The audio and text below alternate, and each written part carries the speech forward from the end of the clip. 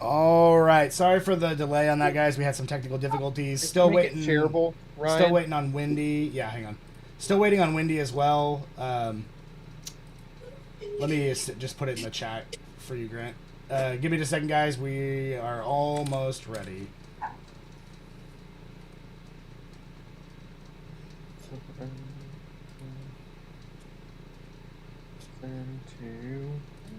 No. I've got it pulled. I'm just. Oh, can I share it that way? Like from Yeah, you YouTube can just grab the itself? link. You can just grab the link, copy it, and send it to whoever. Look at all that. Wow, look at that! Technology that's existed for at least 30 years. Look. It's like I'm watching myself watch myself. Yeah, yeah, that happens sometimes. So the way I have the map now, because I'm gonna start using Fog of War on it and stuff, to where you can only see what your characters can see. I have a map inside a map inside a map now because the front one I edit and the other one I have to set for you guys to be able to see, and then I have the one that's on the Zoom. So I'm gonna have a map inside a map inside a map. I'm gonna believe you that that's Hold on. really cool and just pretend I understand. You should see, like, there's so much stuff on both my screens. Like, Garrus, even Grant knows a little bit, because he's DM'd a little bit, that there's a lot of crap that you have to keep track of. Oh, yeah. So, alright, like, the initiative tracker alone, like, takes a lot of focus. So, okay, Is so... it streaming with them right now? Can they see us or no? Yeah, we've started, so, I'll go ahead and start the live feed as well. Okay, guys, thanks for your patience there. We had some technical difficulties, and we were just taking us a little bit of time to get along to the game. Note also that Daenerys got a little bit of an audio issue, so she'll be talking into a separate microphone, so it may sound a little 1950s radio, but that's okay. I like the way you're resting your microphone. Yeah, there you go. So, yeah. All right, so let's go ahead and recap real fast. When we last left off, you guys had let me get the audio going too. Master Yin had unfortunately passed away when you had found him, or prior to that, and you guys were going to push exhaustion to get to him, and that's where we had left off. So you guys are rushing back to Pel Moon as quickly as you can to get him the help that he needs. So, that's what's happening currently. So you guys rushing back. What you want to do is up to you, but I think we would push exhaustion in this situation to try and. That was the agreement last time, anyway. So. Yeah, we would want to go as fast as we could get there to, because I think we were all probably pretty shooken up. All right, yeah, so you guys definitely push exhaustion. Even if you decide to slow down at any given point, the fairy, the Alistair and Quinn are... Or not Alistair and Quinn, I always say that. Artemis and Quinn are rushing and not going to stop. So... she just keeps on keeping him up and ready to go, and they just keep rushing forward. So... yeah, so that's what we're doing currently. Anything anybody wants to do or conversations they want to have while rushing? I mean, you guys are pretty used to running and talking, so it's not like it's an impossibility. Yeah. I think I'd just be really quiet. I think kind of after, I think it'd be kind of one of those like really kind of solemn ride. Like, when you're in a car with like 4 people and someone like just died or something, and you're like in a car, and it kind of like it kind of hits. I would think it hit everybody. Like they didn't die in the car, did they? Yeah, like we've never had like someone who fought with us and maybe die. like we're riding hard, but anything that I can do to place an instrument. Maybe every once in a while I'll pull it out and hit a tune and maybe hum a little something and then put it back just to get that straight in my head. Yeah. Definitely working on some like a mournful dirge. Gotcha. Yeah. Okay, so yeah, you can certainly do that. Like that. Okay, yeah, so you guys continue to rush. Night turns back to day. Well, early morning turns back to day. Full day goes back to night. Everybody's definitely starting to get tired and starting to get exhausted. The horses do need to rest time to time, so you do stop a little bit of times, or a few times to let them rest and eat and drink. What I want at this point, rushing the rest of the day to get back to town, I need everybody to go ahead and roll a Constitution saving throw for me. As exhaustion is being pushed. 21. Okay, you're fine. 6. Okay, Krevlin, you are like basically on the brink of getting exhaustion. Oh no. It's all right. 15. 15? It's all right. Just get this. Yeah, you're fine. 15. Written. Daenerys, you're fine. Rolo, what'd you get?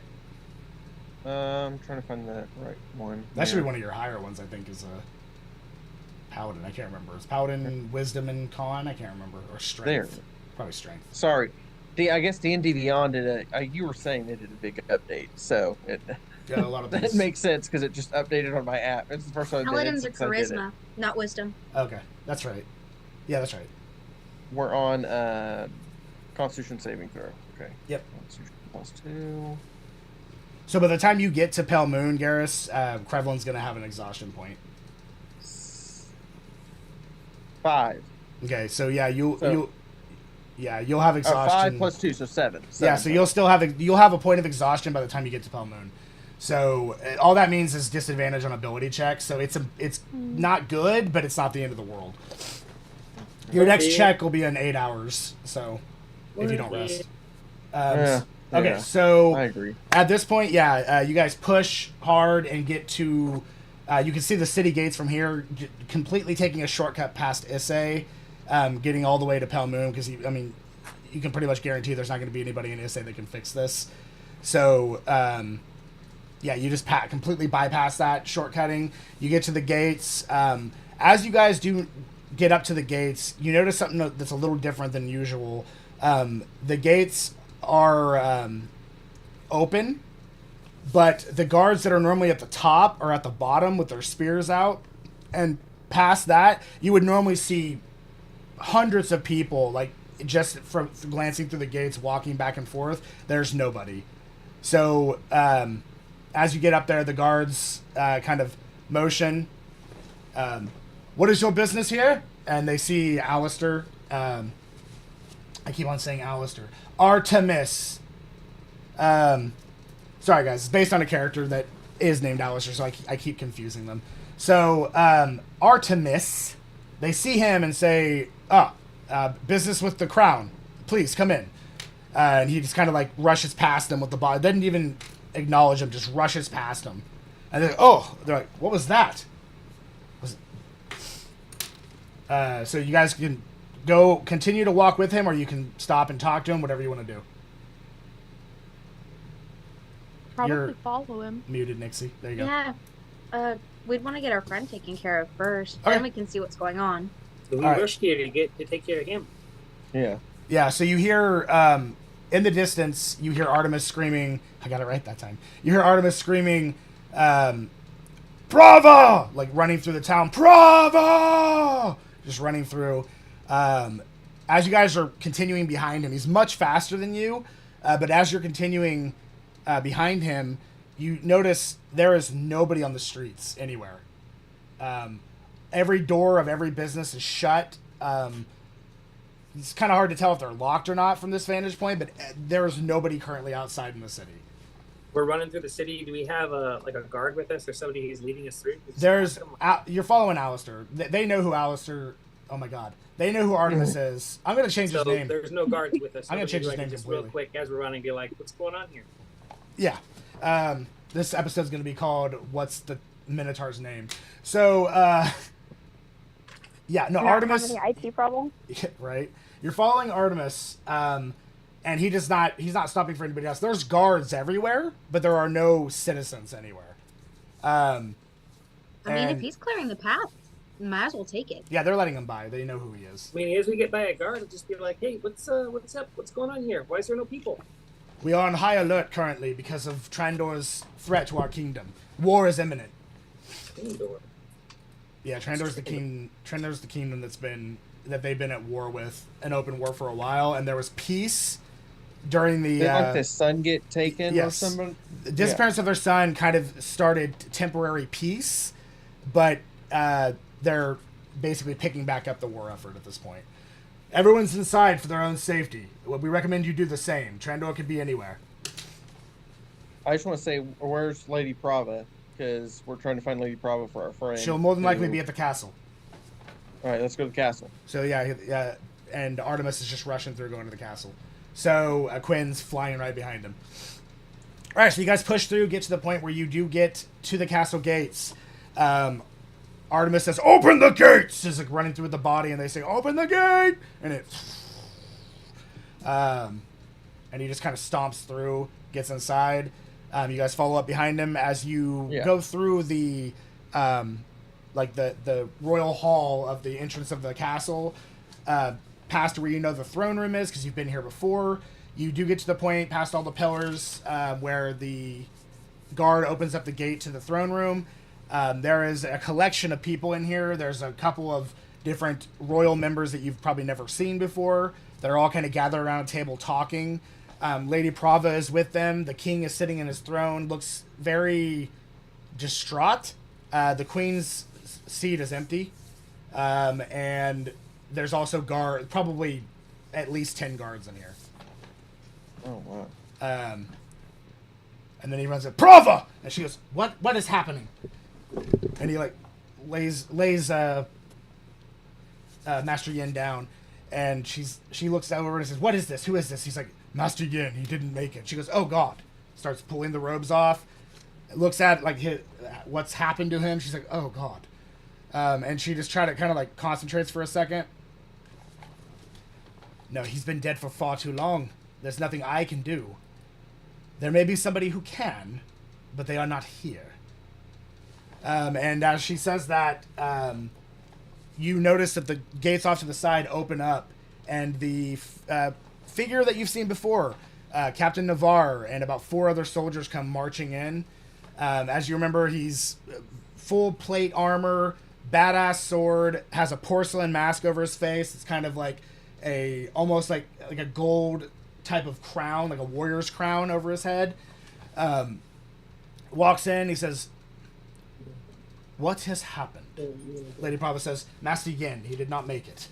And he kind of like walks, he's like, "What?" And he walks up and kind of looks down at him.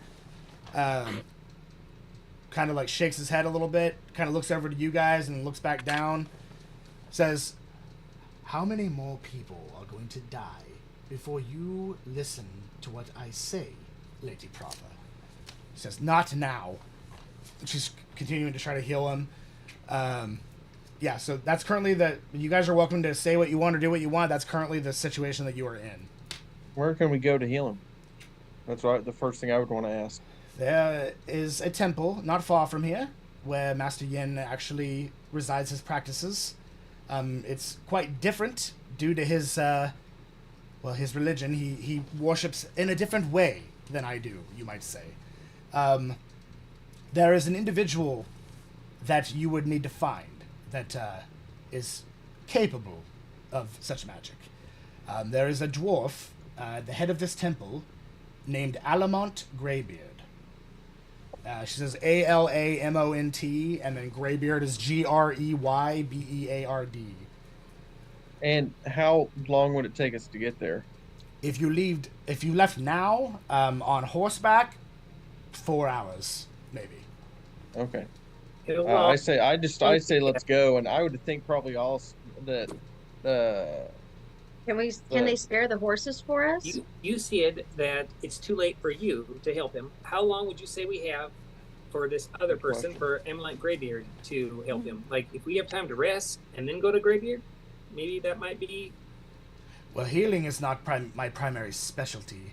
So I have magic that can help somebody that just passed or is on the brink of death. However, do we need to rush to this other guy, or is there more time? Because I'm about to pass out. What if those of us who are strong enough take him, and then you guys can rest and meet us? I would say I'm going to go alongside no matter what, even though I would take exhaustion. We could do this. Yes. I can have the stableman. 4 hours isn't that much further. I can have the stableman get a carriage ready, and anybody that needs to rest on the way can do so. That would work. Nice. I'll do that. Yeah. So if you short rest in 4 hours, that would get rid of. I would say that would get rid of the exhaustion. You're not going to get a full rest out of it, but you will no longer have exhaustion. I'll take the carriage. Yeah, I mean, we're going that way. It's not like anything, it would be different if I was, like, sleeping when we, yeah. I would recommend you feel bad leave about doing it. as soon as possible to give him the best chance. Right? Yeah, and they'll go ahead and just get that carriage for me, and that's great. Yep, she tells the guard who runs out the doors, he's like, right away, does that.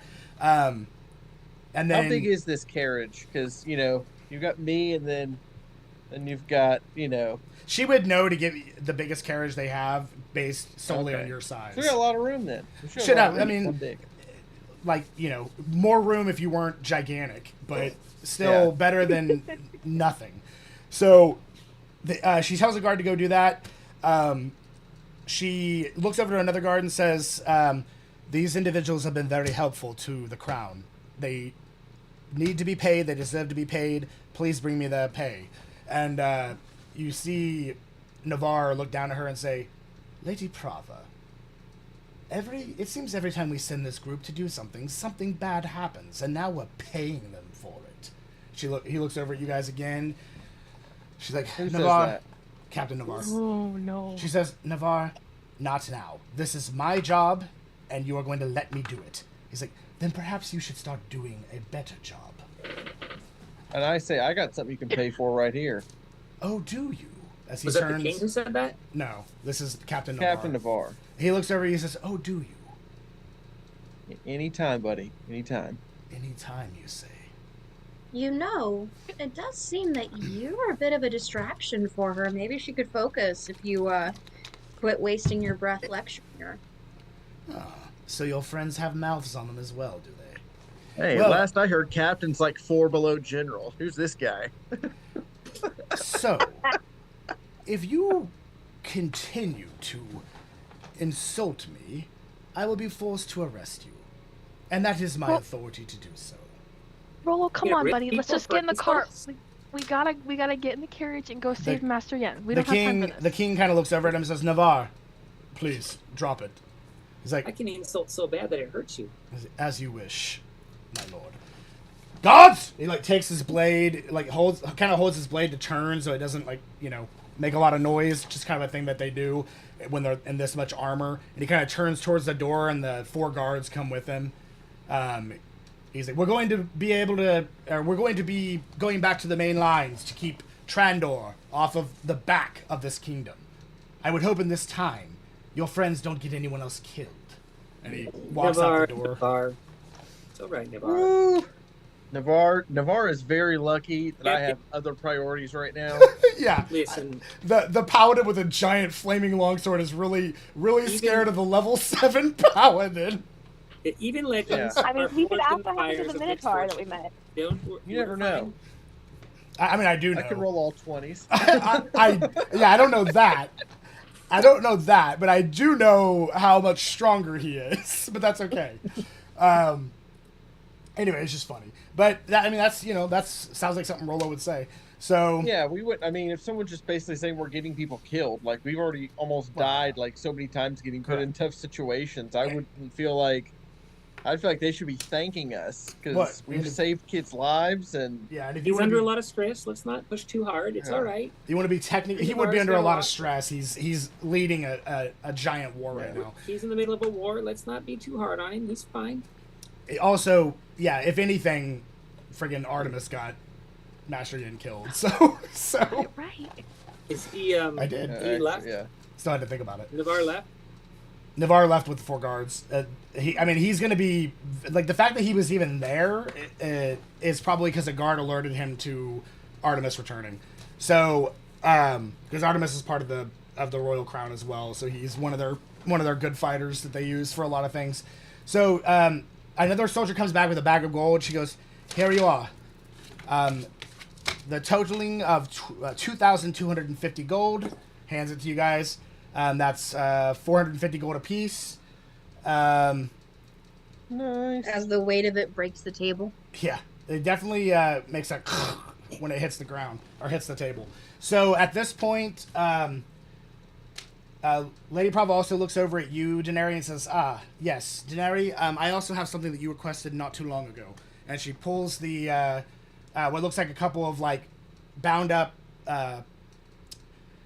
scrolls, more or less like parchment. She hands it to you. She says, the history information that you were requesting. Thank you, my lady. Not a problem. Understand it is copies, so when you are done with it, we ask that you destroy it just to protect the information. I feel that we can trust you with that. And I don't say this threateningly, but if you do not, we will know. And she, I do not mean that threateningly. I just have to tell everyone that requests this type of information. So, yeah, so she lets you know that. You do see like a rune on it, which is probably the magic she was talking about. So it's just a safety precaution. And yeah, at that point, the carriage will be ready in probably the next 20 minutes. Who's going to be in the carriage? So me, Garrus, and then who else is going to be in there? Is there enough room in it for Artemis and Quinn? Prevlin. Who is this Garrus? Yeah. It says Garrus on my it does, thing. in his defense again. I got you. I got you. All right. I'm sorry, Prevlin. I don't know how I forgot your name. I'm assuming this is like a velvet lined cushion carriage, and there'll be some wine. It'll be stocked with wine, I assume. Probably, they're probably going to forget the wine, considering this is a rush order. If they could just not forget the wine, that'd be nice. Like you ask the guards, we don't have to use our own. The guard's like, "What do you want from me? I did what I was told. I don't have any wine. I don't have any wine to give." I've got some wine in my inventory you can have if you really need it. There you go. Like, God, oh, give me a carriage. Do this, do that. Give me wine. The guard like walks off, like this is clearly having a bad day. Yeah. So will there be enough room for Artemis and Quinn with all of us in the carriage? Or? Artemis and Quinn won't be joining you on this. Lady Prava's still here? Yes, but Lady Prava immediately reassigns him to something else. He wants to make sure that he's done what he can to help you, and he knows going with you is not going to change the outcome. Okay. I'd like to walk over to Artemis and like kind of assure him that we're going to do everything we can to get him some help and make sure that he's okay, and just kind of pat him. He like leans down or like looks down at you because he's like, close to 7 feet tall, and puts his hand on your shoulder and says, "Thank you, Galantrie." And then Quinn says, "Thanks a lot. Sorry that we had to meet in a situation like this, but I'm glad that everything worked out." And then she flies back into his pouch and wanders off. All right, heading to the carriage. Yeah, let's go. With the big bowl of soup. Rolo, do you want to grab Master Yen? Yes, yeah, I'll carry Master Yen. All right. Multiple guards. Can I rest while I hold Master Yen? Like, there's a carriage. Just put him in the carriage. You'll rest when you get to the carriage. Can I take a nap while I carry him? We're not strapping him to the roof. Just strap him to your back. I would look really bad cuddling with a dead guy. How do you fit so many people in that carriage? They snuggle. All right. My goddess is definitely rethinking her decision. This is not what I meant by balance. All right. Cuddling with dead guys. All right, so you guys make it to no sooner than you make it to the carriage, it's starting to rain. Nice. Get to be in the carriage. Yep. So anything anybody wants to do before the carriage takes off? Wine? Okay. I'm going straight to sleep because I want to get that short rest in. Here. Okay, you guys are currently in the carriage. There are two. Definitely need that short rest. There are two guards that are. So Lady Prava staying behind. Lady Prava is staying behind. Unfortunately, it's not something she can leave for. Lady, just real quick, can I ask a question? Like, do we know? Like, I've noticed that Queen Cuna has been missing. Is everything okay? Do we know? Is this? What's? What information I can give you is that the Queen is very sick. We have healers, the best we can muster for this type of illness, around the clock 24/7. We do appreciate your concern. She's as good as she can be at this moment. Got it. If I could, if I need to, if you want me to write a song, the song of healing or something, I could help. To bolster one's spirits, I may take you up on that, but for now, please just do what you can to help Master Yin. All right, I'll work on writing that song. Thank you so much. And you can tell that she's stressed, she's tired, and you can definitely tell she's sad, but this is not a time for... there'll be time for mourning, and this is not right now. Yeah, there's no need for mourning. We're gonna take him and heal him. So she no worries. Yeah. So she goes back to what she's doing, and then at this point, you guys would get to the carriage, and it is currently storming. We're going to a temple of Harsgold. This is a different temple. This is not this particular temple that she gave you the information for. It is called the Shattered Temple. Oh, he also wasn't a cleric, though, so correct. It's more likely a monk temple or a monastery almost. But he worships Harsgold, so. He does, and I bet he has his own personal altar. Yeah, they worship in a different way. Monks in this area worship in a different way than the clerics and the paladins would. But yeah, so he was a worshiper of Harsgold, though. Yes, baby. Okay, so yeah, you guys continue on. If you were on foot, it'd take about 8 to 9 hours, but since you're in the carriage and on horses, it's a little slower than just taking off with horses. So you'll get there in roughly about 5 hours. Kremlin, would you like this bottle of wine? Yes, please. I'll take the bottle of wine and snuggle into my seat, get myself a nice rest. Definitely, yeah. Get out my pencil and my my lute, start penning some lyrics. Who wants to... I want to start going through the book. Sure. Who wants to... It's actually just a couple pieces of parchment, like missing pages, so not a whole book. But who... Randor's lament draws near. Who wants to... Who's out, like, leading the carriage? Oh, yeah. I forgot about that. They'd have to probably be Nixie. They didn't give us the driver? Nope. They can't spare a driver when they're in the middle of a war, so... You can spare a driver. I can be steering the carriage. Because Kremlin and Rollo they have exhaustion. So. Yeah, you don't want them probably doing it, because they're going to be... every time they make a check for it, if needed, it's going to be with disadvantage. So, yeah. So, first, I'll let you just give me an animal handling check, just to see how well you're handling the carriage.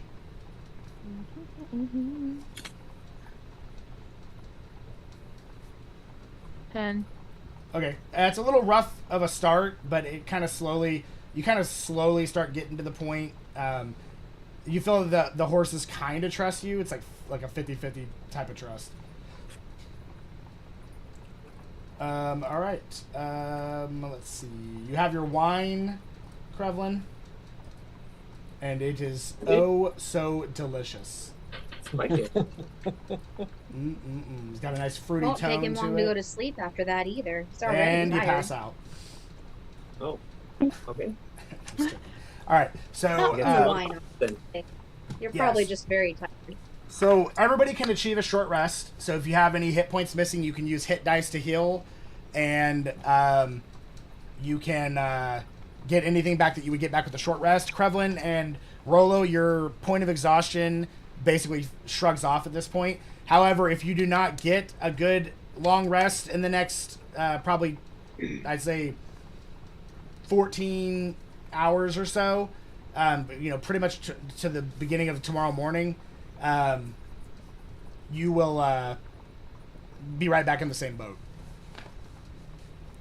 Everyone else that would normally be getting exhaustion had passed their con saves, but this also gives you kind of a little bit of a buffer to not have to worry about that. So, it's a power nap. Yep. All right, and Alinthi, give me another animal handling check. Okay. We're gonna use a different dice this time. Even worse.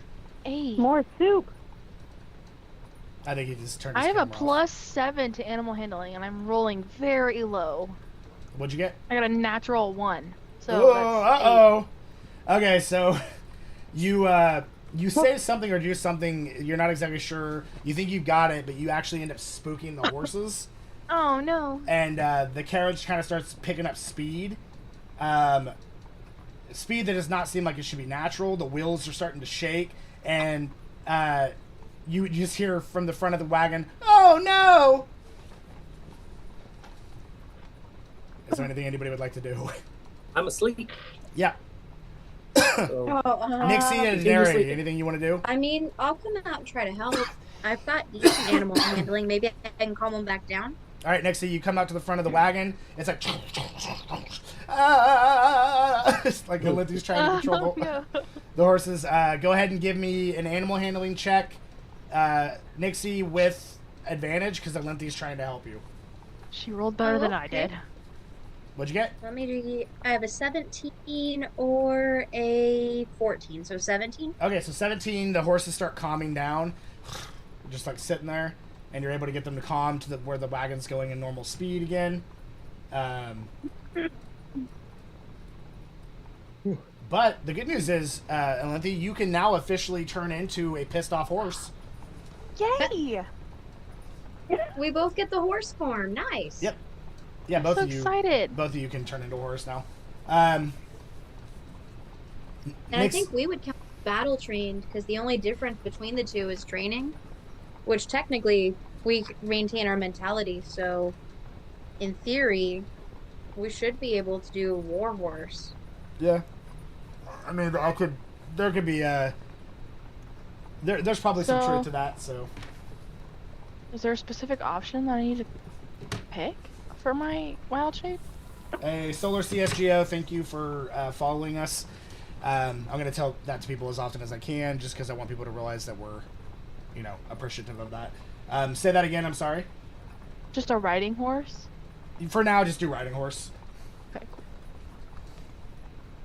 cool. Maybe ease up a bit. I don't know if this is your idea of a smooth ride, but if we could just ease up just a bit, I think you're going to launch me to the next adventure.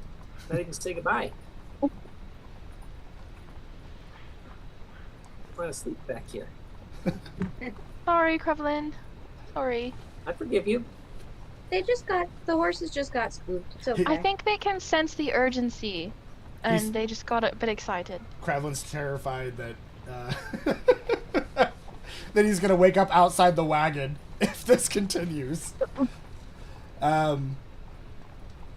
Terrified to go back to sleep now. No, just kidding. All right, so yeah, short rest is achieved. So at this point, you guys do start getting towards the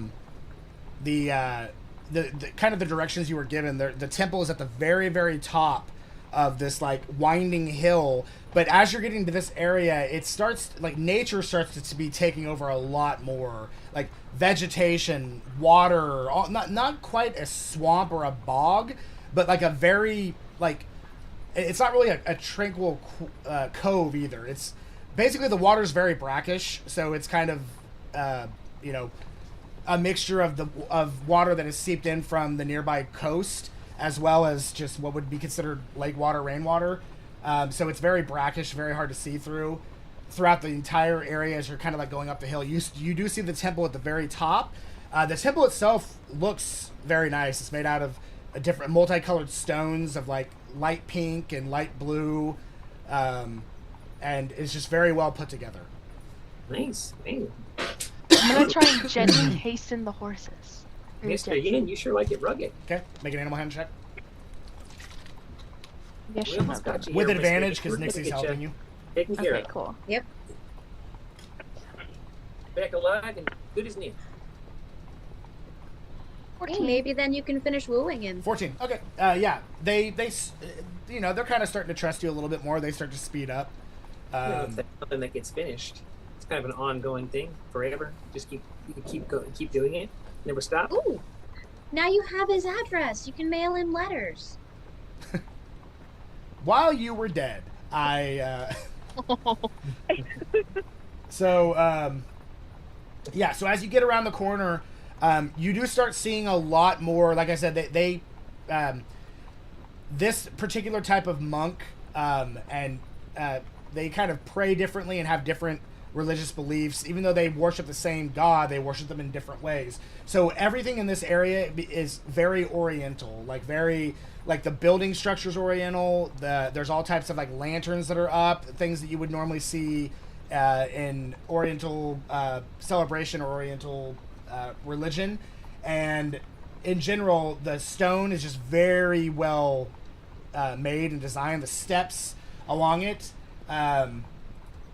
lots of intricacy put into this temple. But you guys do get to the point where you stop the carriage, and there are numerous along this area. There are numerous wind chimes that are up in like the nearby trees and across the temple itself, and they're just making like a collective like ding, ding, ding, ding, ding, ding, ding, like very peaceful wind chimes going across. Even though there's a lot more wind up in this area, it's very peaceful up here. I can definitely see why he would choose to call this place home. Yeah, so I assume you guys are getting out, grabbing him, and heading up to the... you're about probably... Where you'd have to park the carriage, just because of the density of where you're at, I'd say you're probably about 100 feet. So not too far. Great. That's an easy trip. Is it just us 5 with Master Yen? Nobody else came with us at all? Nobody else would have come with you, yeah. Okay. So tie off the horses, feed, whatever you do. Is there like a giant gate to get in, or is it just an open... So not a giant gate. The gate of the temple itself is closed. Okay. So should Right, we go go like up try to to it. open the gate? Try to get in. All right, so After... yeah, so as you go up to the gate, it is closed, and you kind of like knock. There's no response, even waiting a few moments after that. And the doors itself, when you try to kind of like open them, you probably think most doors to like religious buildings and stuff would be open. They are indeed locked. What do we do? You don't Who's know. got thaumaturgy? Okay, is there Perhaps a we wall can I shout. fly I over? can. There is walls that go up to Okay. windows that are actually open. Now they're Okay. not they're probably Krevlin size. Rolo's not going to fit through that window. All right, But I'm gonna cast fly on myself. What about your familiar? Can it climb? Oh, I don't know. I can fly. You. you want to fly or That's a pretty fancy spell for this, but sure. you want to fly Fly, or do you want to Krevlin, send your fly. familiar? I guess I was we'll like, I stop can also getting do familiar, booming but voice.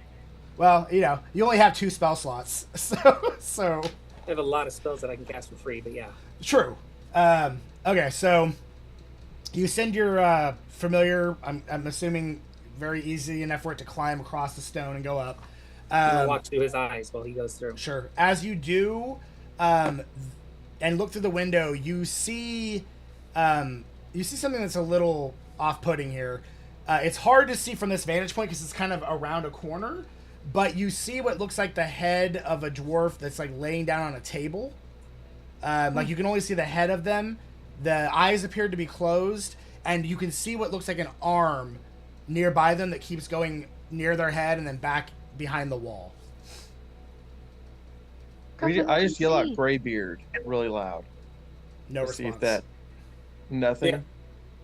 Yeah. Have my familiar go up to him and like climb onto him. And, Oh, like, we're not there. He's the only one there. tap on his shoulder, like. Oh, so you want him to go all the way in, not from the window vantage point, all the way into him? Yeah, go ahead and go in. Okay, you'll see more then. As he goes in behind him, you see the familiar look of 2 cultists, the same cultists that you have been fighting, and like that are standard, and then a third one that's a lot fancier with like a headdress. And there is a dwarf that appears to be unconscious on the table with like runes underneath it, and they seem to be like carving into his skin. Oh. Right. So They see your familiar, and one of the cultists is going to start coming after it. So, all right, can I cast spells through my familiar? I don't think Sure if I so, have but that. look it up. Is he telling us I this try of to what use his familiar's my- saying as it's happening? Do you tell them this, Krevlin? Yes. Okay, yeah, he tells Oh, you. yeah, I was narrating. I hear that Basically, what and you were him saying, say just that. use my accent because I would just I start- narrated that.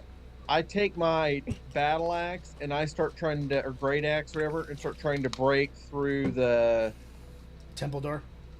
yeah, Okay. The metal door, I mean, it's wood. There is metal on it, but it's primarily wood. So go ahead and give me an attack. Just to break it down so we can get past it and get up there. Just go ahead and give me an attack. It's got a DC of 10. Okay. Yeah, because I would want to get up there, and then after seeing those guys, I would definitely want to... Yeah, Krevlin, I could imagine to be something like, okay, I see a couple of cultists, and a dwarf that looks like he's not doing too good. So, more or less, he explains how he works. I did a 6. So you actually go to hit it, and your axe, like, out of frustration, and, you know, probably a little bit scared because of the situation, and not scared that you're going to get hurt, scared that you're not going to be able to save Master Yin. Yeah. And your axe just kind of slides off the side and smashes into the ground. You kind of turn to look at everybody. Nobody saw it. You're good. You want to try again? All right. Hey, Lindsay, do you have any forms that can climb? Or that you think could climb the rocks? Who are you asking? You're the only other druid. Sorry, I didn't hear most of what you said. You go to make armor myself. Out of do you have any forms that can climb, you think, the rocks? We'll get back I to can be a spider or a cat. Nice. A cat would climb really well. I can do a rat. And you and I can both climb up there. Shit, rat's probably fast enough. It didn't even need to What would we be doing? What's the goal? Are we just trying to unlock the gate from the other side? Well, either that or even just to get into the room to start. There's got to be something to unlock that gate. Well, what if we just climb over for... Oh, what is it? And I would probably by the third try hit this thing and it would be down anyway, so we would be through it. If you hit Hopefully. So you guys see Rolo kind of double back to swing the other direction. 17, third roll. Okay, and then it slides off again, and he's like, oh! And then you're like, maybe I could turn into a cat or maybe a spider, and then he just slams into it. Go ahead and roll your damage. That'll do it.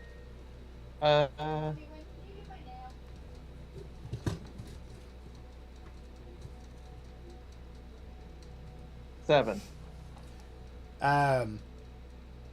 Okay, so your axe kind of goes in maybe about an inch into it, and the wood splinters a little bit. It's a very strong door, so it's going to take a lot more than 7 damage. But just like the painting man on Robin Hood, you're making progress. So nice. So there's a gap in the door, though, right? Well, no, he just smashed the wood. The door itself is still shut. He's making minimal progress on it, but if he keeps doing it, eventually he'll get through. I just thought about if I could transform into a spider, I could crawl through the door. Oh, I would say if you transform into a spider, you can go through the keyhole in the door. Okay, the door doesn't. No, wait, Denary, what did you say that you had to open the door? I have Invisible Hand with my Thermoptery. Would that be beneficial? And I can instantly cause an unlocked door window to fly open or slam shut. Oh. Okay, yeah. If you have that, go ahead and try it.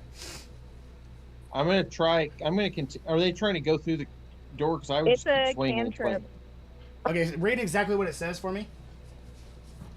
You manifest a minor wonder within range, which is 30 feet. You create one of the effects below within range. If you cast a spell multiple times, you can have up to 3 of its 1-minute effects active at a time. One of them being Invisible Hand. You instantaneously cause an unlocked door window to fly open or slam shut. Oh, unlocked door. So it's not unlocked. So that won't work.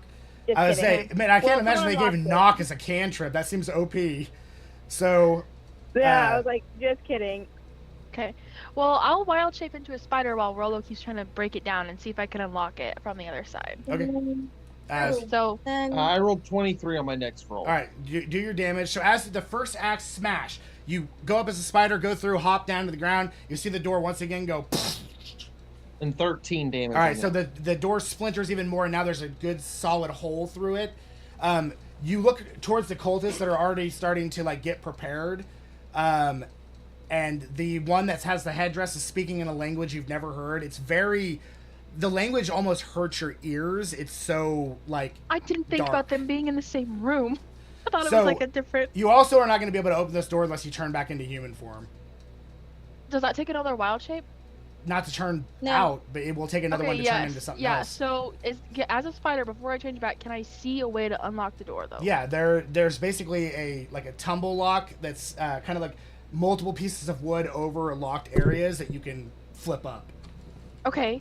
I'm gonna do that. All right, so you turn back, and the gate, and Rolo, at the same time as you go to slam it again, and you smash your axe into it, and from a lengthy opening it, You're like, yeah, I did it. Good job, buddy. We're proud of you. Like perfect timing. Doors So opened. I'm going to cast Unseen Servant, and I'm going to command it to go to this dwarf that was getting runes cut into his body. sure. And command him to pick him up and carry him to safety. So Does whatever happens, there's an Unseen Servant that's going to be doing that. Gotcha. Two things. A, is it concentration, and B, does it have a weight limit on what it can pick up? I like the idea, but I think there's limitations. Not concentration. Okay.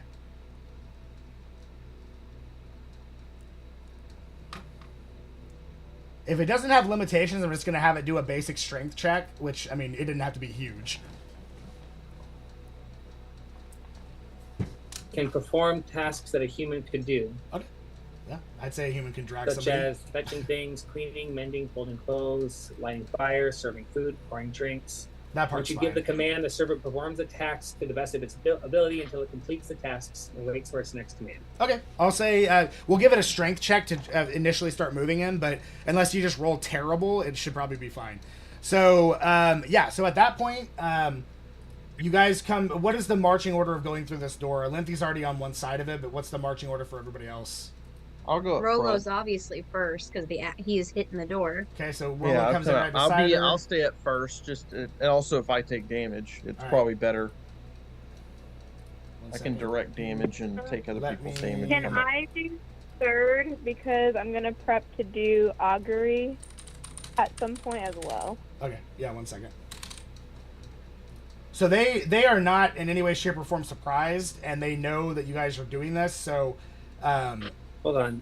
It says that it has 10 AC, 1 hit point, and a strength of 2. I'll let you roll for it, and it's going to take it a very long time to get him to safety. Okay. But I'll allow it, but we'll have to... There's going to be some tough It will. tests It will involved. also just continue to try until. Sure. So, at least it's going to be Hey, doing something. Maybe it can find a tarp and put him on it and slide the tarp. Okay, so at this point, let me go ahead and get the map ready. And we are going to be rolling initiative here in just a second. I'm excited to see this new map. Oh, I've got to log. I need to log in on D&D onto my laptop for that. Because you just got the new maps are updated, right? Yep. Nice. Okay, that's not what I wanted. Hold on. Remove that as well. All right.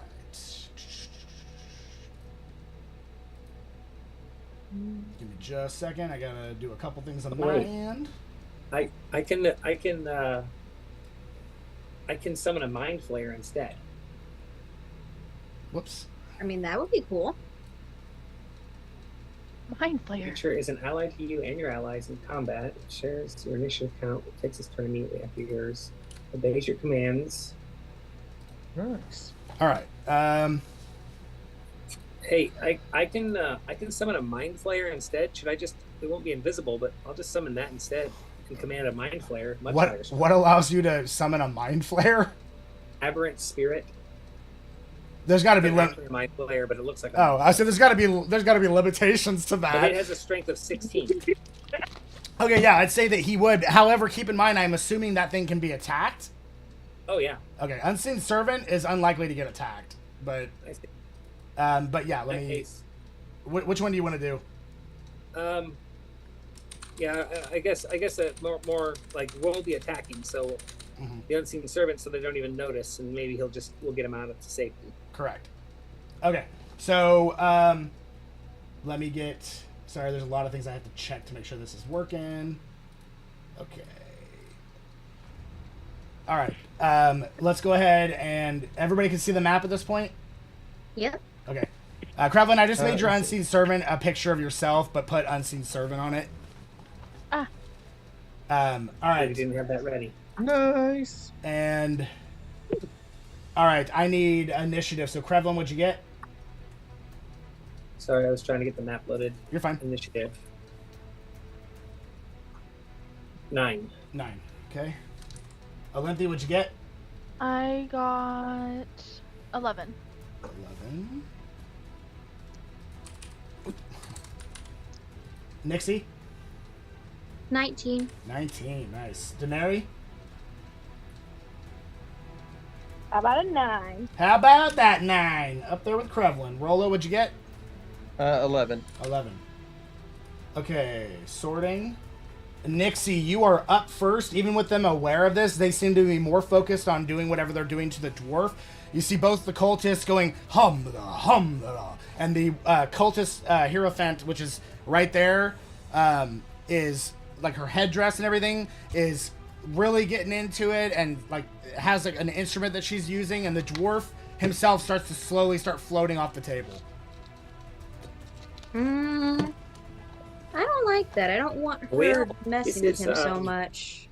What in the name of all that is sacred we have here? Evil cultists treating our temple leader like a canvas for their little doodles? I know this is probably a long shot, but can I have her give me a wisdom save? Yep. A second. That too is quite the bold statement, but kind of want to be making that statement on your own. It's kind of probably mistaken desecration for art. Okay, +3 to wisdom. She got a 12. Still fails. Okay. As she's moving and getting into this, suddenly her body just freezes mid-motion. All right. As hold person takes effect. Okay, so she drops the tool that she's using, and the dwarf body starts to float back down to the table. And the cultists both look at her, then look at you guys, and they both pull out their daggers. All right. Anything else you want to do? Move. I will bonus action wild shape. Okay. And I'll use, since I'm a star or circle of stars. I'll take the form of the archer, which lets me shoot little lights, or they're like little arrows or bolts of light. Does it? How do you actually transform? Like, what does that look like? Okay, so it's basically, instead of changing into an animal form, a small constellation or a constellation across the entire body begins to glow. For Archer, it says a constellation of an archer appears on you when you activate this form as a bonus action on your subsequent turns while it lasts. You can make a ranged spell attack, hurling a luminous arrow that targets one creature within 60 feet of you. Okay. On a hit, the attack deals radiant damage equal to 1d8 plus your wisdom modifier. Okay, so do you want to move after that? Let me see if there's a good vantage point for me to... We probably shouldn't stay super bunched together. So as you guys are in here as well, you notice off to the left there are multiple, like, it's like a sacred thing. Like, this is where they bury their dead type thing. So there's multiple caskets lined up on the left-hand side that are kind of like aligned in the walls. And off to your right... Is there room to crawl in there since I'm small? You're on the wrong side for that. So... if I go to this side? As you go to that side, there's kind of like placeholders in each one. You probably wouldn't be able to squeeze into it unless you broke it. I'm not going to break it. I'll just move to an edge then, so I'm not... Just in case they have a spell that'll hit all of us, that'll be bunched together. On the right side, there are two doors that are shut. One that goes down, if you go right and then down, and then one that's straight across to your right. And both appear to be shut. You don't know if they're locked, but they're shut. Okay, so... I'll leave them alone. Alright. Then it is the Hierophant's turn. Does she get to remake a save with that? I believe at the end of her turn. Okay, so at the end of her turn, she's going to attempt to make a save.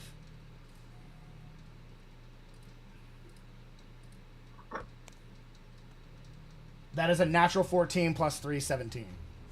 Oh, she only needed a 14 to get it. Okay, so she doesn't get her turn, but she is no longer officially stunned. So she is out of it and goes to pick up her ornamental thing and awaits her next turn. Okay, that is it for her. At this point, you guys hear on the right side commotion, and it sounds like something growling. and the door itself is still shut, but you do notice that the door itself, the handle on it starts to turn, and the door starts to creak open. And as it does, for those of you that can see, give me a second.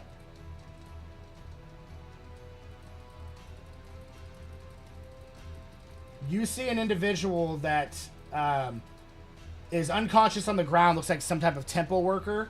And then you see another individual that the front, it's basically like wearing like a bag, almost like a sack over its head. And there are holes ripped into it, and there are like tentacles coming out of its mouth. Oh, hooray. And it is walking towards the door and just kind of looking at all of you. And like its hands start, this like green bubbly ichor starts coming out of its hands. And it is going to try and do a ichor spray at its closest target, which looks like Denari. Denari, I need a con save.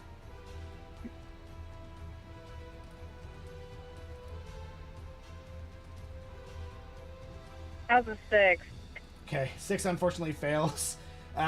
You take 5 points of poison damage, and you are considered blind. As this toxin overtakes your eyes and starts making it difficult, like almost impossible to see.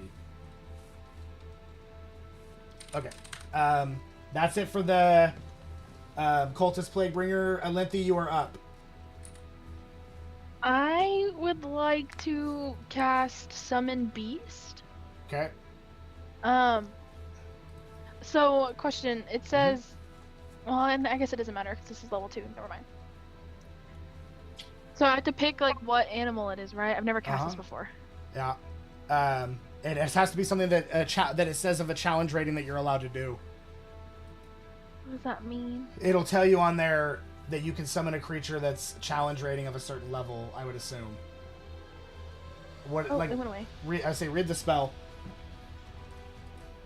Oh my gosh, I keep clicking out of it on accident. See if I can find it as well. The creature is an ally to you and your allies in combat. The creature shares your initiative count, but it takes its turn immediately after yours. It obeys your verbal commands. No action required by you. If you don't issue any, it takes a dodge action and uses its movement to avoid danger. Using a higher level spell slot, use the spell slot's level for the spell's level in the stat block. Which doesn't make sense to me. Okay, so... How far away am I from her? From Denari? Yeah. Like 10 feet. Let me check something real quick, Denari. Hold on, I'm reading it. Oh, okay, so it's a small beast that has its own stat block. You can just say whatever it is. Okay. So you just have to go off the stat block that's underneath the spell. And did she take damage there? Yes. Denari, I'm going to cast, because I'm within 10 feet of you, I'm going to cast Aura of the Guardian. It's if a creature within 10 feet of you takes damage, you can use your reaction to magically take that damage instead. Like, he takes it, or? I take the damage. Oh, okay, gotcha. I was going to say. Well, it is the damage that causes the blindness, so, Denari, you're not blind in that case, but Rolo, I do need a con save. Okay. Which yours is probably higher than hers. Okay. I would hope.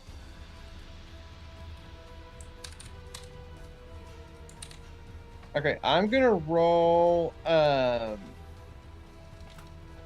rolled a 9, so I'm gonna use a luck. How many lucks? Because you guys haven't long rested yet. Do you know how many lucks you had left from the last time? Do you get them back on short? Okay. I have one. So this will be your last one. So go ahead and try it again. Okay. Okay. Let's see. How do I do just to do? Okay. This will do a +2. Oh, when I have this thing called Aura Protection, I get another +2. Yeah, everybody within... It's 9. I'm probably going to be blind. Yeah, unfortunately you're blind. I'll just move that over to you. And then that's just disadvantage on attacks. And then... but yes, your aura goes to everybody, I think, within 5 or 10 feet of you. Nice. But that's important to know, because the one that does saving throws is real good. All right. let me check that real quick, because if that's, where's that gonna show though? Because it's not gonna be under actions, would it? For your aura, it'll be under traits and abilities, features and traits. All of your paladin stuff will be on that. Oh, okay. So you'll look for that. And while we're waiting on that, let's see. Let's play Real Life. And Livy, you haven't done your turn, right? Yeah, I'm still. Okay, go for it. So it's just gonna be I'm gonna choose a land animal. I can't think of one that's vicious enough that I want to choose. Honey badger. Sure. And then it says the spirit makes multiple of rend attacks equal to half this spell's level. So what level is the spell? 2? Yeah. So you get 1 attack. Just one attack. Okay, cool. At higher levels, it'll be way cooler. Okay. And then melee attack roll bonus equals your spell's attack modifier. What is it? Roll. It says bonus equals your spell attack modifier. Is that in the stat block up top? It should be the stat block on it. Hold on. This is a new spell, so Sorry. you're good. How much damage was that, Daenerys? 5. 5. Okay. All right. Or is it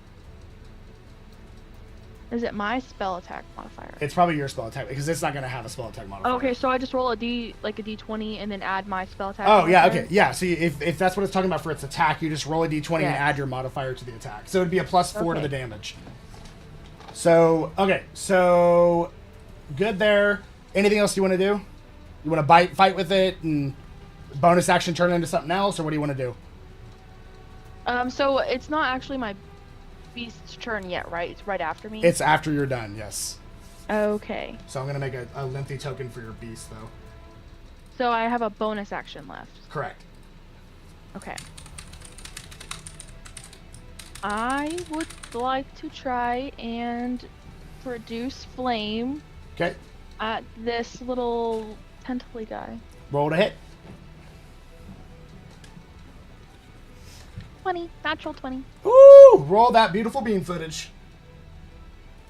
And then that's 2d8. Where are my d8s? Okay, as soon as we do that, I'm gonna need just a minute, guys. I gotta go grab something, and I'll be right back. What? The hit / DC is +7. What does that mean? Again, sorry. It's a +7 to hit. That's what it rolls. Oh, gotcha, to hit. gotcha. So Okay. roll the 20, add what it has So to it's hit. 27. Okay, so 20. So that definitely. Okay. So you did 27 I was damage. just making sure. Hang on. 'Cause No, you're- I was just reading that again because I saw the +7. And Oh, I see. Yeah, 27 so to it's hit, but it's a 27 natural hit. 20. Natural 20 always hits. Okay. So then now you're gonna roll the So that's damage and 12 add damage. plus the 4. No, so 12 + 4. Yeah. And did you roll 12 or are you doubling that? I just rolled a 5 and a 7. Okay, so you double that. So it's 24 + 4. So 28 damage. Why do I double it? I'm so confused. You crit. Because you rolled a 20. 20 at 20. Natural 20 is an automatic Oh. crit, so you always double. Oh, Yeah. gotcha. You double any dice, but you do not double the modifier. Yeah, a net 20 on an attack is like, yeah. Yeah, it's real good. Yeah, it's awesome. So That's a you really know good that. thing. So you like produce flame on him, and it you think it's not going to do as much because it like hits his shoulder, but it finds that one thing on him that's flammable, and he's like, oh, like starts like swinging his arm around, slamming it up against the wall, and takes all that damage. One of and his tentacles is on fire. yeah, he is not happy about that. Oof. No, you hit him real hard. All right, give me a quick second, guys. I will be right back. Talk amongst yourselves. We'll be right back.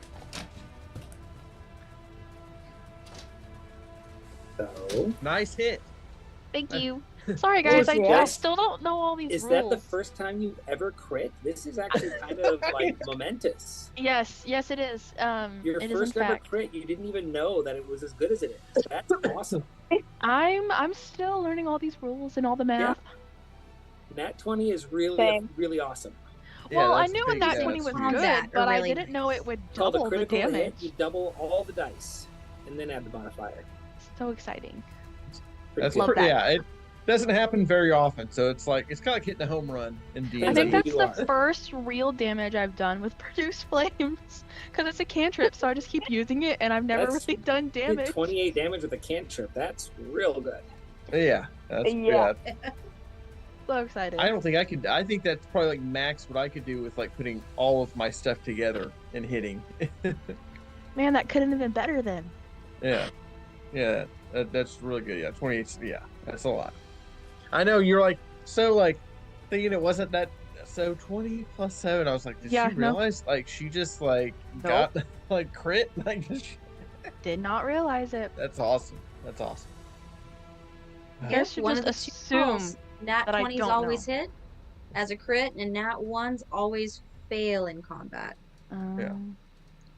But the coolest thing about a crit, like especially when you get in like bigger fights and higher levels and stuff like that, and you've got like this really intense fight, and you know like you've got to hit, and you're like, you know, I mean, because there's going to be some fights where a couple of us go unconscious or something, Sorry about Somebody and like it'll get Mhm. yeah, it'll get intense. And that 20 is so huge because it basically it's like 2 turns in one that you get damage wise. So Yeah. That's how it can be paladins the and difference rogues. between saving And if you're a lives or, paladin like or us Rolo dying. is, Yeah. then you get to double. You can add a smite to that, and you get to double all the smite dice. It's That's all how really good. paladins crits are and huge. rogues hit for hundreds of damage when they crit.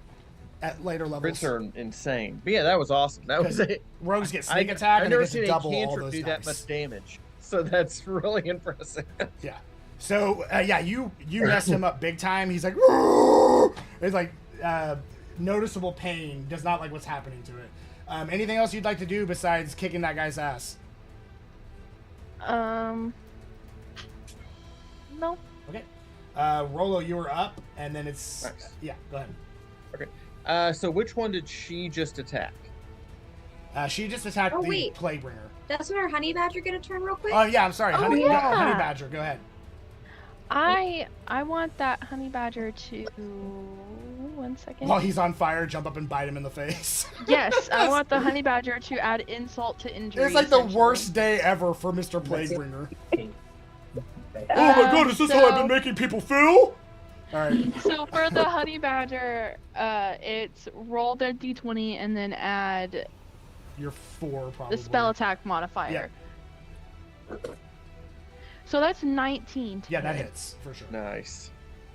And then it's 1d8 plus 4 plus the spell's level. The plus 4 is already doing it for you, so it's 1d8 plus it's already calculating that 4 for you. Okay. 1d8. Because it wouldn't get a plus from 2 different things. Let's see. That's an 8. Nice. Nice. Alright. Yeah, he is not. He's on fire with a honey badger hanging off of his face. Just clawing at his tentacles and like they're like slicing off. Like hitting the wall. Alright, Rolo, you are up. Gosh. Okay, I'm gonna cast for my last level 1. I'm gonna cast Divine Favor. Okay. That gives me it's a bonus action, and until the spell ends, it's a minute, so it's 10 rounds. I'll keep track of it, but for 10 rounds, I get an additional D4 of radiant damage if I hit. That's pretty bright. Okay. For Divine Favor, you say? Yeah, Divine Favor. Gotcha. To level 1. Yep. Okay, that's a bonus action. What are you doing as your action? Attacking? As my action, I'm gonna go over. This is pretty cool. I like this. I'm gonna go over to this cultist because Yeah, you he's can. having a bad day.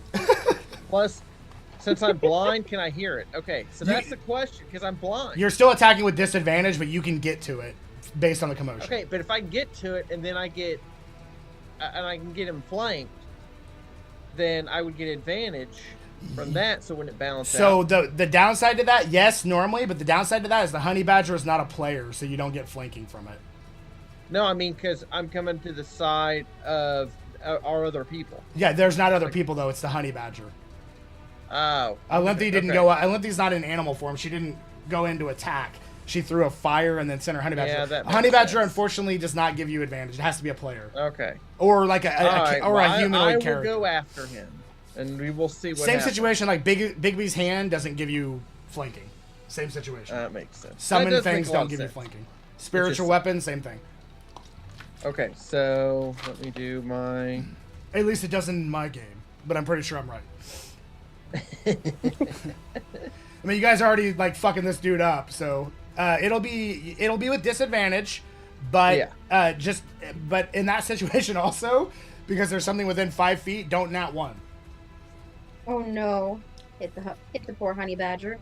I mean, it'll just go back to its 11. population. 11 was my lowest. Okay, 11 misses, unfortunately. So you go to swing at it. Yeah. The honey badger's not anywhere near that swing, so you don't hurt it. But you like splinter the wood as the. And it's funny because he's not dodging it. He's just in so much pain that he's flailing, and he's really hard for you to hit while you're like hold still, like blind trying to swing at him. It's a sight to see. And then as he's spinning around, there's a honey badger hanging off the back of him. All right. Anything else you want to try? Do you get a? I don't think you get a. Do you get a second attack as a paladin at that level? I don't think you do till higher level. I do, yes. Okay, I go get for it. 2 attacks. Yeah, I'll go for the other one, but I'm probably gonna miss that one. I mean, I'm gonna Possibly. Let me check something real quick on my actions because I want to see if there's. Daenerys real thankful that she didn't take your damage, but you did kind of nerf yourself. Yeah, that's not, that. All that's gonna do is. Never mind, I take it back. Fuck you, Daenerys. You're blind.